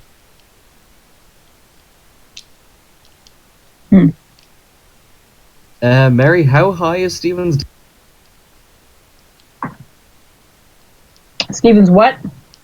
Dominate. It's a 2. So you can't make him forget things. No. Fuck's sake. No, we're gonna have to stake him. We're gonna have to kill him. Well, he might be useful. I'll say that out loud. I will say, I will just remind you guys that Modius's instructions were specifically not to kill them. Yeah, but I'll say in character, Stephen. Looks like we're gonna have to kill him. We may have to, my young friend. Again, I put a reassuring hand on Ryan's shoulder, and I say, yes, we may have to, my young friend. Alright, let's just stake him first. And then I nod to Terry, and Terry stakes him. Alright. Yeah. Yeah, so he does put up a little bit of resistance, but with, like, all 3 of you there, there's no way that he's gonna really get out, so he does eventually get staked. Alright. Huh. So this girl... So, okay, so let's listen to Ryan's recording again. What did the guy actually say? He wasn't supposed to be there. Mm-hmm. What about Freddy? So, obviously she was taught... I wonder where they went. Huh. Alright, so what are we going to do with this guy? I mean, haul him off to the... Maybe? Do we take him to the prince? Yeah, I don't trust Modius with him. He would even be that enthused if we actually... No, he wouldn't want... He'd be like, what the hell are you doing this? I told you to take care of this. So I guess this guy's going with us. Welcome to the basement. Yeah, pretty much. As, like, evidence that we're doing our... Actually, and you have been beating him, yes? I mean, I bait him a few times, yes. Alright, and you are currently at 4 blood points remaining, yes? I mean, I'm currently at 3 blood points remaining, yes. Alright, give me a self-control roll. 4. Well, it's reduced to 3 because you can never roll a virtue higher than your current blood. Okay. That's an oddly specific for... You can think of one thing you would definitely like to do with him. You don't actually leap on him like fangs bared. But, definitely the thought of maybe, taking a pint or 2 definitely occurs to you. But then there's, you know... Yeah, maybe drag the sack of blood away from me for just a second. Yeah. Well, Terry will take the body towards the trunk of the car, and I will stand in front of Ryan with steadying hands upon his shoulders, looking him in the eyes, telling him to calm down. Yeah. Okay, so I presume you don't have blood in that satchel of yours, do you? I do have some blood pills, yes. Alright. You mind giving me 1 or 2? Ryan, of course. I would happily give you blood pills. You motherfucker, that's laced, isn't it? So I will pour out a few blood pills into my hand. I don't know, do I have like 10 on me? How many do I have? Yeah, I would say you have 10 on your person. Alright, so I will, I'll put 5 in my palm and offer that Ryan can take as much as he wishes. Zach, how much blood do I have to be before I can, not have to... So, it is at 5, you are still hungry, but you have access to all your virtues. At 6, you are considered no longer, hungry. I will take 2 pills. Alright. Damage is still done. The amount.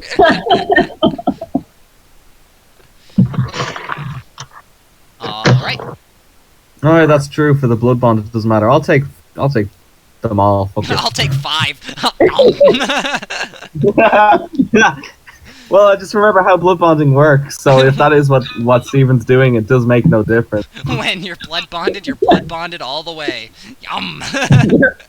Alright, you gain 5 blood points back. Mark them off of your inventory, Mary. Okay, so I'm down to 5 in my satchel. There's my satchel. So, David, why don't you give me a wits plus streetwise? 3. Okay. So I will just bring up that you do have the pictures of those guys. You could ask around with like your customers and things like that to see if they are trying to muscle in on your turf, if that's what this is about, then they may have heard of a new seller in town. You may be able to get more information that way. That'd be a good idea. I suppose I will go about it that way then. Okay. So, just a general, like, canvassing the area check. That will be, and I know this is going to be great. It's going to be a charisma plus streetwise. That's going to be brilliant. Uno. The one is the one, guys.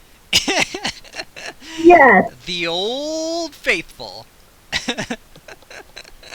If you want Steven to make the roll, you can basically introduce the people to him, and he can do the talking. Yeah, let's do that. All right, so the roll then goes up to 3. Old Uno.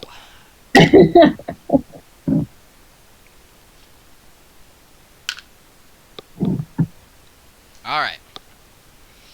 Yeah, so you guys canvass the neighborhood, and you talk to like the members of Ryan's herd, things like that. And they're able to pass along the information that, yeah, there are some new sellers in town. They seem to be operating out of the abandoned Jackson 5 Theater in Gary. Okay. And they do have sky blue bandanas that you guys have recognized this gang with. All right, well, maybe we need to go check out the old Jackson 5 Theater. Alright. We should probably have some supplies with us, though. Alright. Don't know what we can find there. What do you want to get?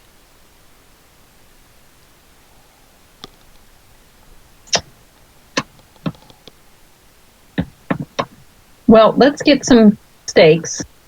Okay. What rituals do I have? Why don't you give me a dexterity plus crafts roll? Whoever is the highest can do it, and they will see. You have plenty of wood around, so you can carve some steaks with that. Terry. Terry does not have that high of a roll. Well, mine's... I could take off my arm for... Alright. So, dexterity plus crafts is 5 for me. Alright.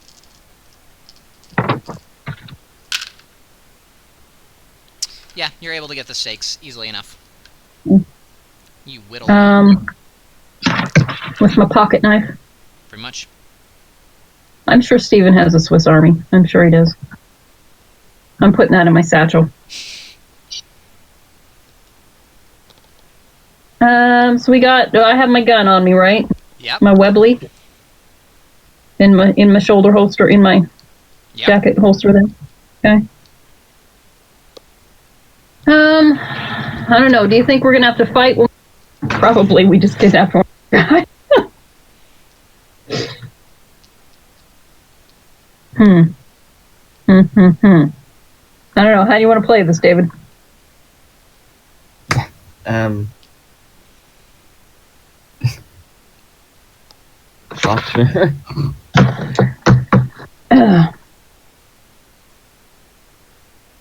All right, I think this is how we're going to do it.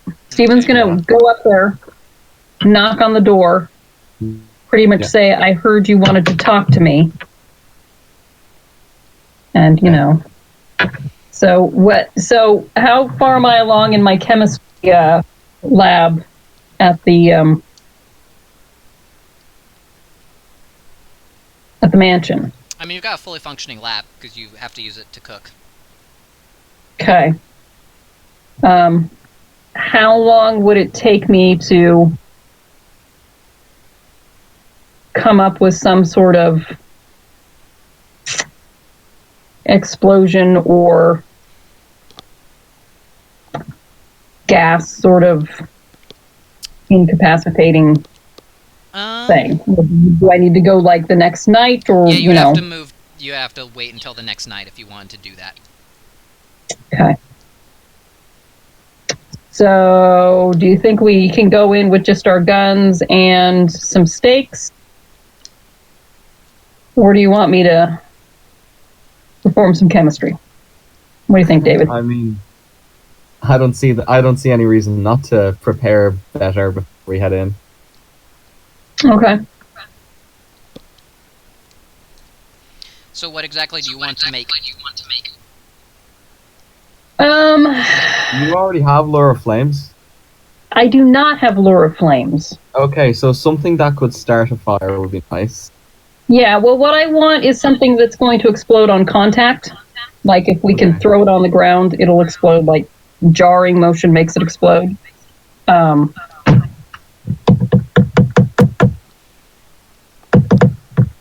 Yeah.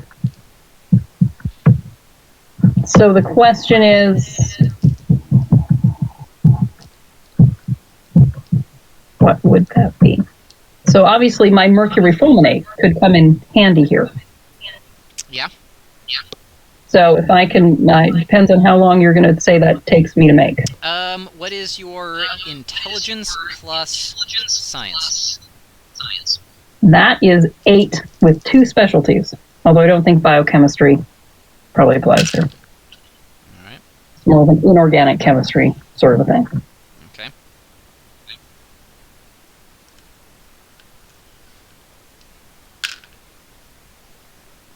All right.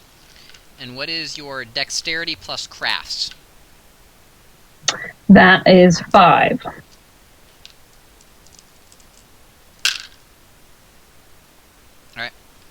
Yeah, you're able to rig up a suitable container to keep it in, and you are able to, you need, like, a couple, like a day to, like, prepare, basically.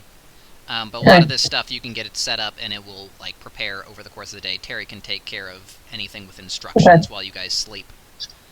That does mean you guys both lose a blood point. All right. And I also want Terry to pick up some zip ties and things of that nature during the day. He's got that under control. Okay. And more rope. All right. And all of that good stuff. Okay. So, all right. So the next night, we awaken, lose a blood point. Yep. If Ryan would like more blood pills, I'm happy to. That's a new night. Would you like some more? I would like to hunt. I've got my level 1 herd. I was going to say, if he wants to visit his herd, that would be... Yeah, if you want to visit your herd, you can gain a blood point from them. I'll do that.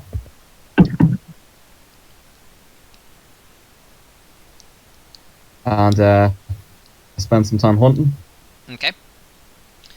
So, you're just, like, looking for someone that you can basically grab off the street, I assume, since you're not friendly at all. True. 1 charisma. Yeah, I guess I am. Okay, in that case, it is a perception plus alertness. 6. Okay.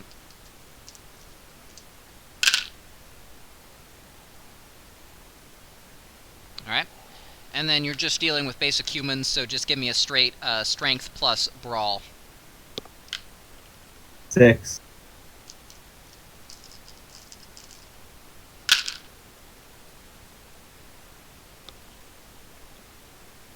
Okay.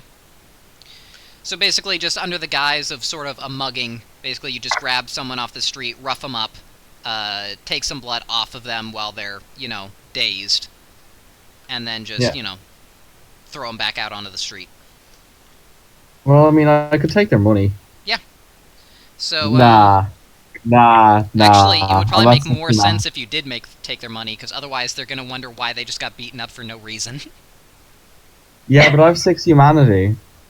Well, you're already beating them up. Taking the money doesn't really affect that much beyond that. They expect you to take the money. What I'm saying is I'm going to call for a conscience roll kind of either way, whether you take the money or not. The money is going to be...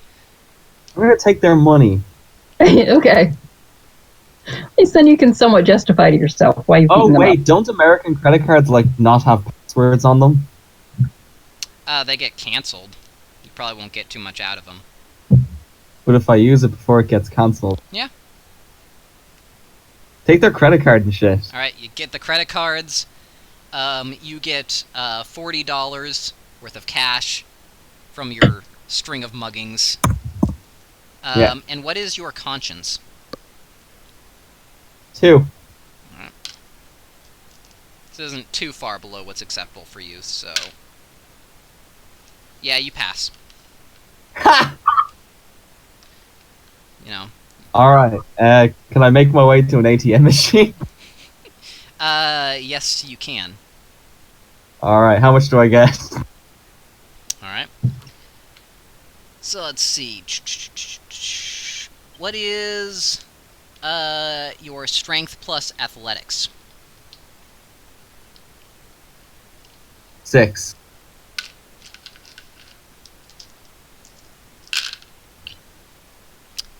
Yeah, by the time you run to the bank, they've already called it in, and, you don't get anything. Next time... In the middle of the night, they're calling the credit card. Yeah. Alrighty. It's an automated service. Alrighty. Next time, Yeah, steal that's their fair cell enough. phones, too. Shit. There you go. Lesson learned, Ryan. How to be a better criminal. And also, the Mugging. original How much purpose blood- of this... Yes, exactly. I assume you are not, like, taking so much that they need to be hospitalized. You're taking a safe amount? Yeah, no, I'll take a safe man. Okay, in that case, you're able to get 4. You do this to a couple of people. You grab a pair. So he should be full now, right? Up there, at Almost. least. Yeah. Alright, I'm ready to go. Alright. So you guys are headed to the theater? So, yes, and so I'm going to give the Mercury Fulminate to Ryan, since he's stronger than me, and also possibly quicker.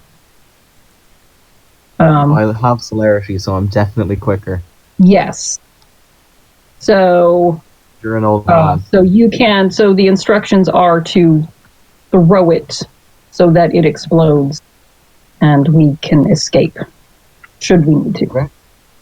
Alright. Hopefully, as a Malkavian, you don't just decide to throw it. But I'll take that risk. Oh, that reminds me. Is my derangement still just agoraphobic?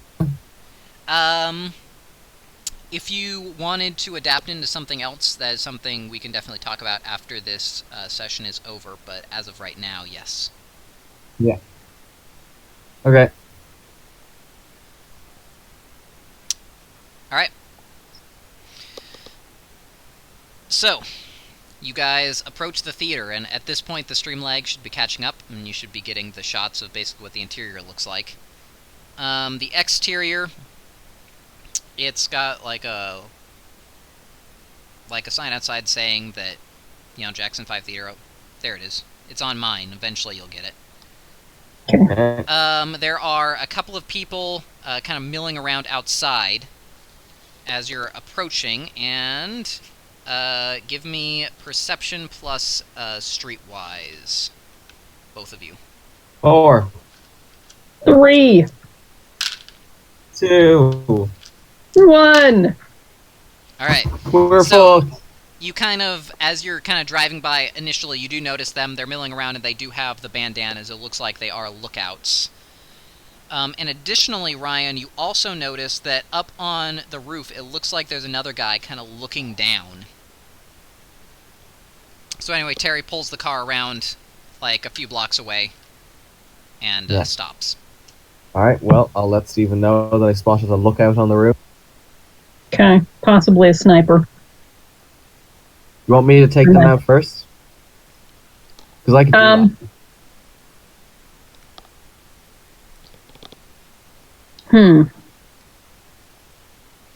It's a lovely theater. It's ruined. It's wrecked. Yeah, it is. Mr. Roper?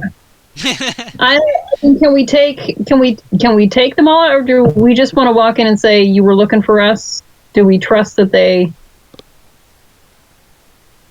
Oh, well, what I would do is, if you want to play that game, you can be in and try to socialize. But while you're doing that, I'm somewhere else, keeping an eye out, ready for them.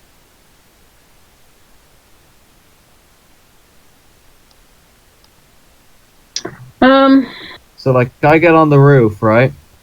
Take out the lookout first, and then get myself up in, like, fucking after.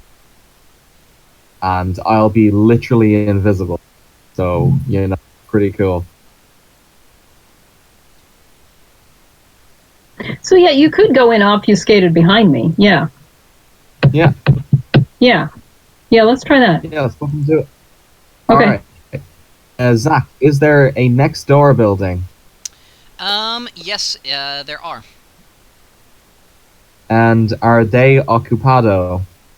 Let's see. Let's say I'm scouting them out and I'm all right. It's late enough at night that there's no one there now, even if there might be some people there during the day. Okay. Either side of the building, is there a way to get to the roof? Yeah, you can eventually find a fire escape. Cool. Would leaping to the other building break up? Okay. The leaping would, yes. Although it's like the building kind of extends out, like there are different businesses, if you know what I mean, inside the same building. Okay. So you could just climb up directly onto this one building roof if you wanted to just go directly there. Okay. I think I will go for that. Okay. So give me a strength plus athletics to jump up and grab the bottom of the fire escape. 6. Alright. Okay, yeah, you make it easily. Haul yourself up, and you're there. You can obfuscate now that you're on the fire escape. Cool. Alright, head up to the top. Okay. I'll text the guys. En roof, gonna take out lookout guy. Alright. If you don't give him any other orders, Terry will position himself to basically make a frontal assault on the place, take out the guys milling around in front of the theater. Okay. While the old man is alone inside. Yep. Sounds fine. So, let's see. I think what we should do is you should head in first, because, you know, if the rooftop guy is the kind of guy who just yet. So okay, after you head in, and if I see the guy finish, then I'll take him out. Okay, you lagged out on me. Oh, sorry. Let's go again. So, shit, can I have some wooden stakes on me? Yeah, you made enough that everyone is armed with one. Okay. Yeah. So, what I said was, the guard guy probably, like, reports everyone. So, I'll let you head in first, see if he makes any calls or text whatever first, and then take him out. Okay. Alright. So I'm just going to kind of walk down the street as obvious as I can be. Okay. In my trench coat with satchel. Alright. So, as you're approaching the front of the theater, these gangbangers kind of watch you approach, and they're like... As they see that you're coming directly up to them, they're like, "What the fuck you doing here, old man?" I heard your mistress wished to speak to me. So then their eyes kind of get wide, and then one of them basically takes out a phone, like texts inside, and then puts it away and says, "Yeah, head on in." Okay. And they stand aside and let you enter. Alrighty. I go in. So, Ryan, did you say you were taking out the guy on the roof as soon as Steven went in? Yeah.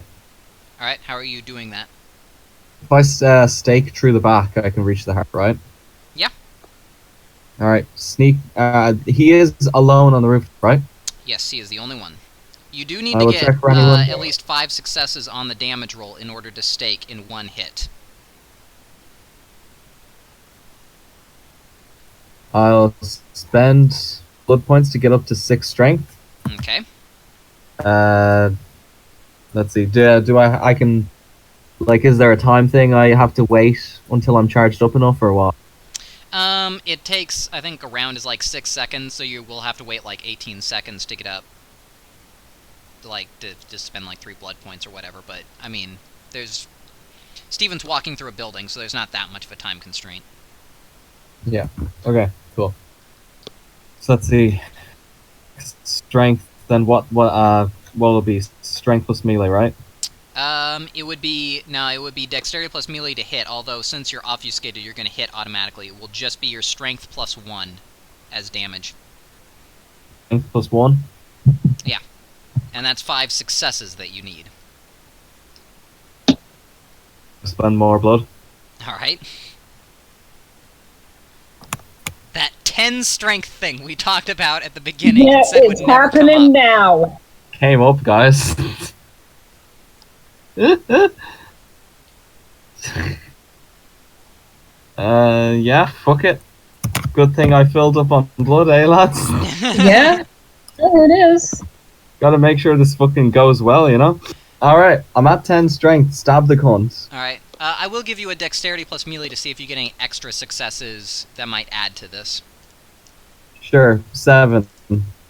Actually, what's the difficulty on the roll, by the way, for strength?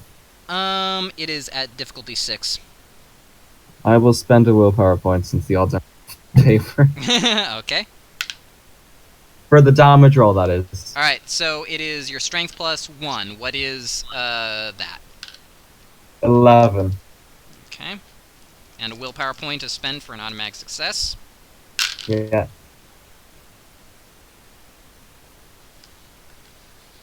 Boy, are you Turns about out to... this guy's human, and you just killed him. Actually, you're basically correct. Yeah, so you... Yeah, he is human. You jam this thing through his back. Like, it goes all the way through. Technically, this wouldn't have enough health levels to kill him, but it is enough to pierce the heart, as per Vampire the Masquerade rules for a vampire. So I'm gonna say he's dead. You don't really live once a wooden stake is pounded through your chest. No. So he basically stumbles forward, turns around, looks wide-eyed at you, and then collapses to the ground in a pool of blood. Alright, that's sorted. Well, I'm going to require another conscience roll on this one. Yeah, okay. So what was your conscience? 2. And I assume 2. you have 2 or more blood points still, yes? Yes. Alright. No, I'm not 1 blood point. Alright, well, you lose 1 dot of humanity and 1 dot of conscience, as you Hey. are kind of horrified by what you see. Can I drink all that blood? I was gonna say, he's gonna start feeding. Yes, you can. Drink that shit. Yeah, so he has got, he's already bled quite a bit, but you can get 5 blood points off of what is remaining inside him. Ha! Barely lost anything. See, this is why you lose the humanity. You're not so affected, you're a little bit more callous now. You know.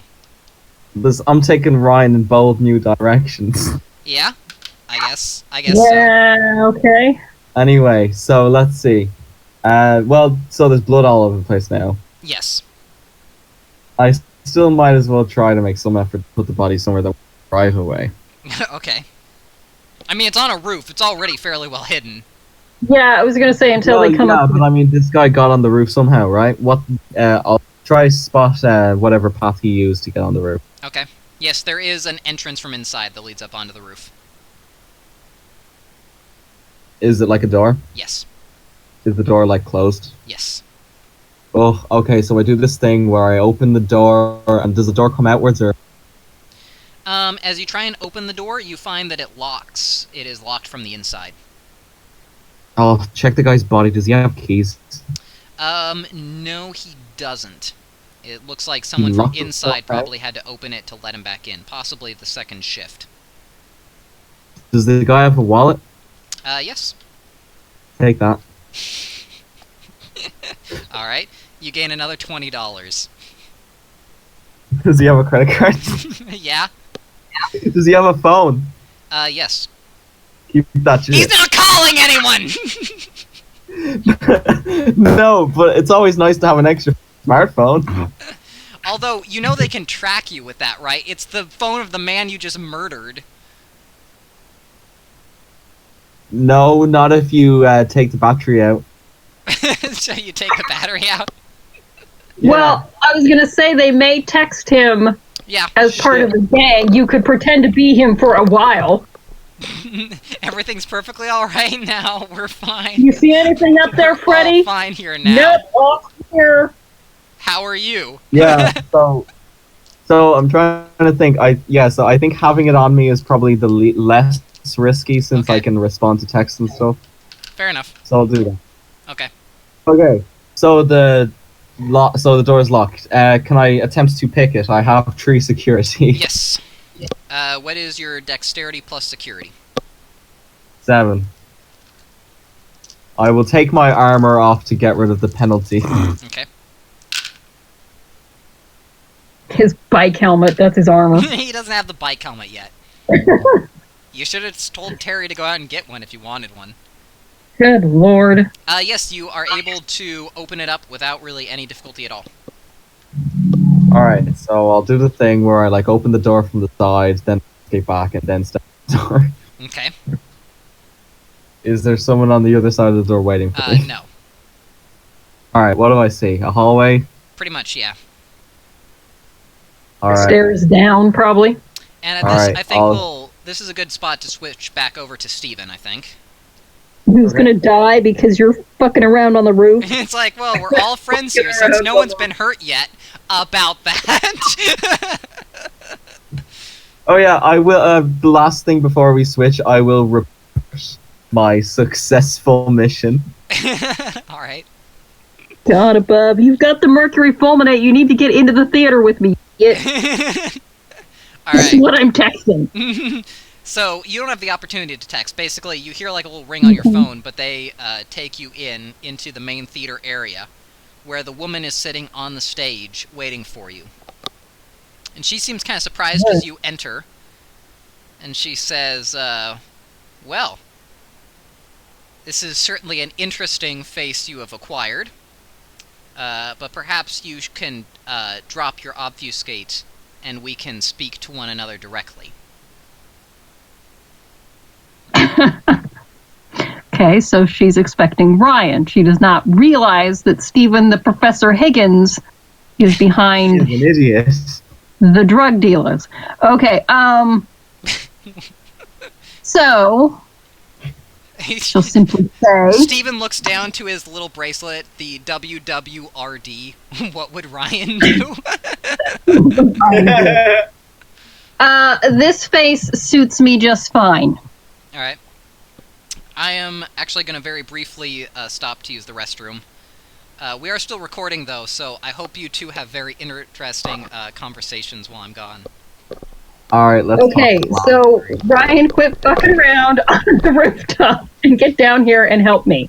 I'm not fucking around. I'm doing some serious spy shit right now. What are you talking about? You killed some innocent guy on a rooftop. That's not strange. Innocent. He's part of a gang. Come on, let's be honest. Poor guy. Just sitting there being the lookout. Probably thought it was the safe job. Probably thought, hey, I get to be up on the roof. Nothing's going to hurt me up there. Now you're in some completely different building. I'm not a different building. It's the same building. I'm on the rooftop of your building. Yeah, is it the rooftop of my building? So you are coming down? That's the whole point of this. I'm gonna get at some vantage point where I can see what how your conversation's going down. And I'll so are you invisible when things go south? Are you invisible? Yes. Okay. So Terry's out front. And my phone. You can ascertain actually how many people are in. We'll have to ask Zach when he comes back. How many gang members are actually present? How many gang members do I actually know of? Did I come in contact with? So you guys have There's a couple in front. The There's a guy on the roof. the five that you all saw grouped together. Originally going after Ryan, that's the most you've seen so far. Okay. So there were the couple lookouts out front, the guy on the roof, and then are there any inside with her? Yes, the rest of them are inside the theater with you. There are basically two guys standing outside the front door. There's the one guy on the roof, and then there are a couple more. Two more, yeah, inside with her. Okay. All right. Okay. So anyway, this face suits me just fine. All right. Well, she nods and says, "Very well. We have tried to reach you because we wish to come to a sort of arrangement." I see. We understand you have been selling here in Gary for some time. However, our group is moving in. We recognize that you have some claim to this area, so, since you are one of our kind, I wish to give you the opportunity to join this organization. And which organization would that be? I am part of the Anarchs. We have a small group of us from Chicago that is interested in operations here in Gary. We don't need your political support for the Anarch movement. However, your complicity in our business arrangements is required.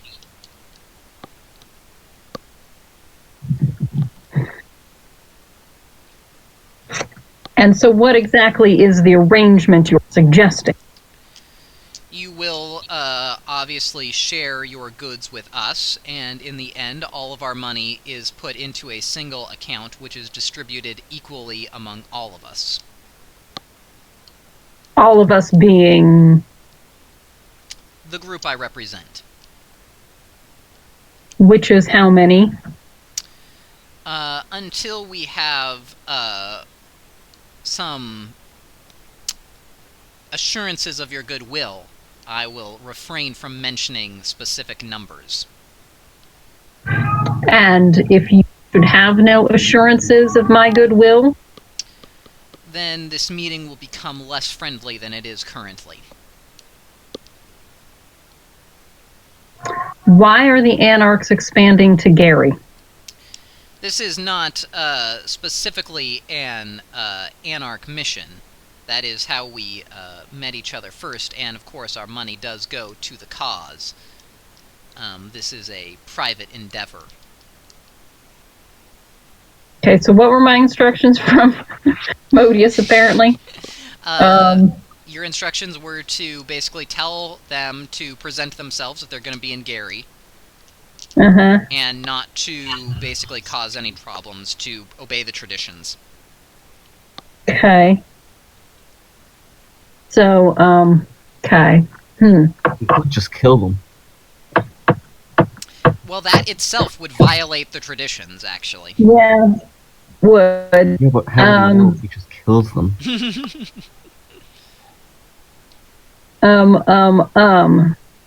So, okay, so these guys want to come in.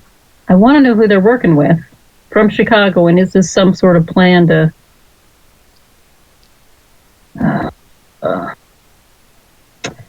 So I will say, okay.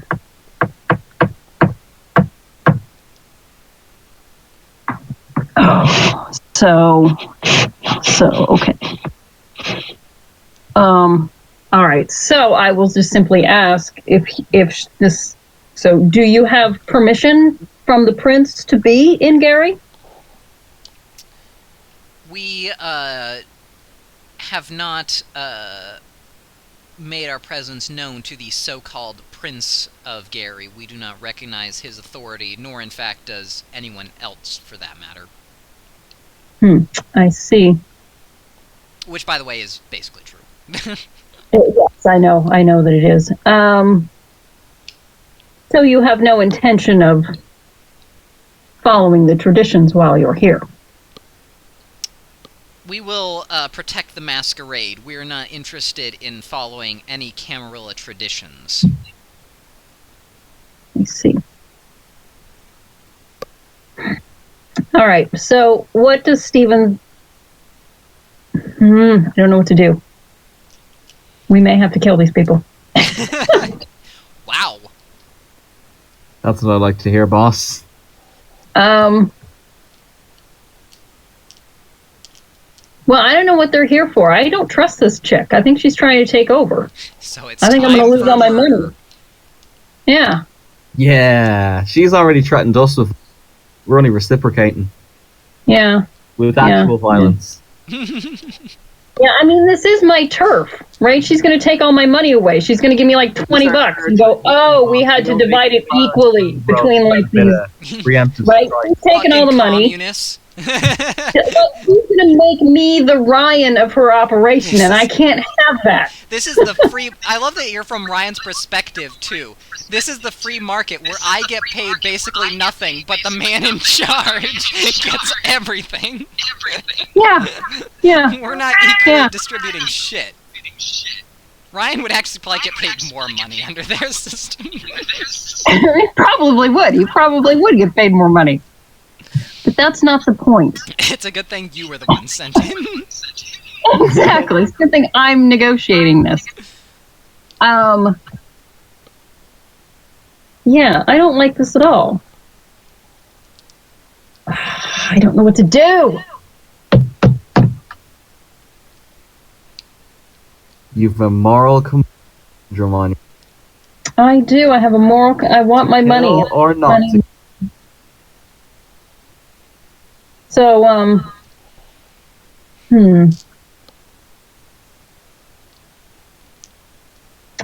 All right, lady. This is how it's going down. We will tentatively be part of your organization. But I have full control over Gary. The distribution in Gary. All right. I'm not opposed to linking up with some of the distributors in Chicago. There may be a market for my product there as well. But I don't want any of your guys muscling in on my kit in Gary. All right. She kind of nods and says, I will have to discuss this with the others. Is there a place where we can reach you? I shall give her my P.O. Box address. All right. She says, very well. You will hear from us in a number of nights. Okay. And basically, she has her guards escort you out. Okay. It seems like you've come to an understanding, although there's still the body on the roof. There is that body So yeah, on the roof. you basically are escorted out, and you're able to check your phone and God above. see the selfie Ryan took next to the body. Yeah, I was gonna say. With the blood Hashtag dripping down his killing. chin. Fill back up, boss!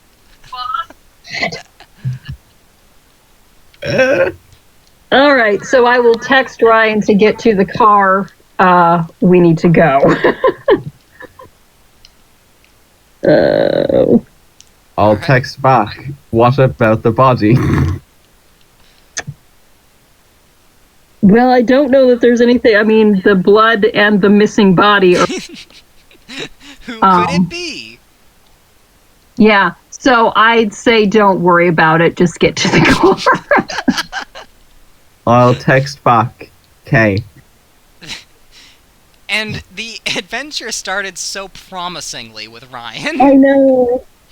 God above.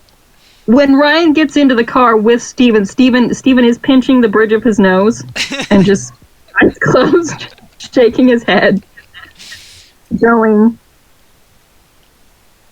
Did you have to kill him? Did he attack you? I mean, we agreed to the plan. Like, we literally set up the plan and agreed to it all.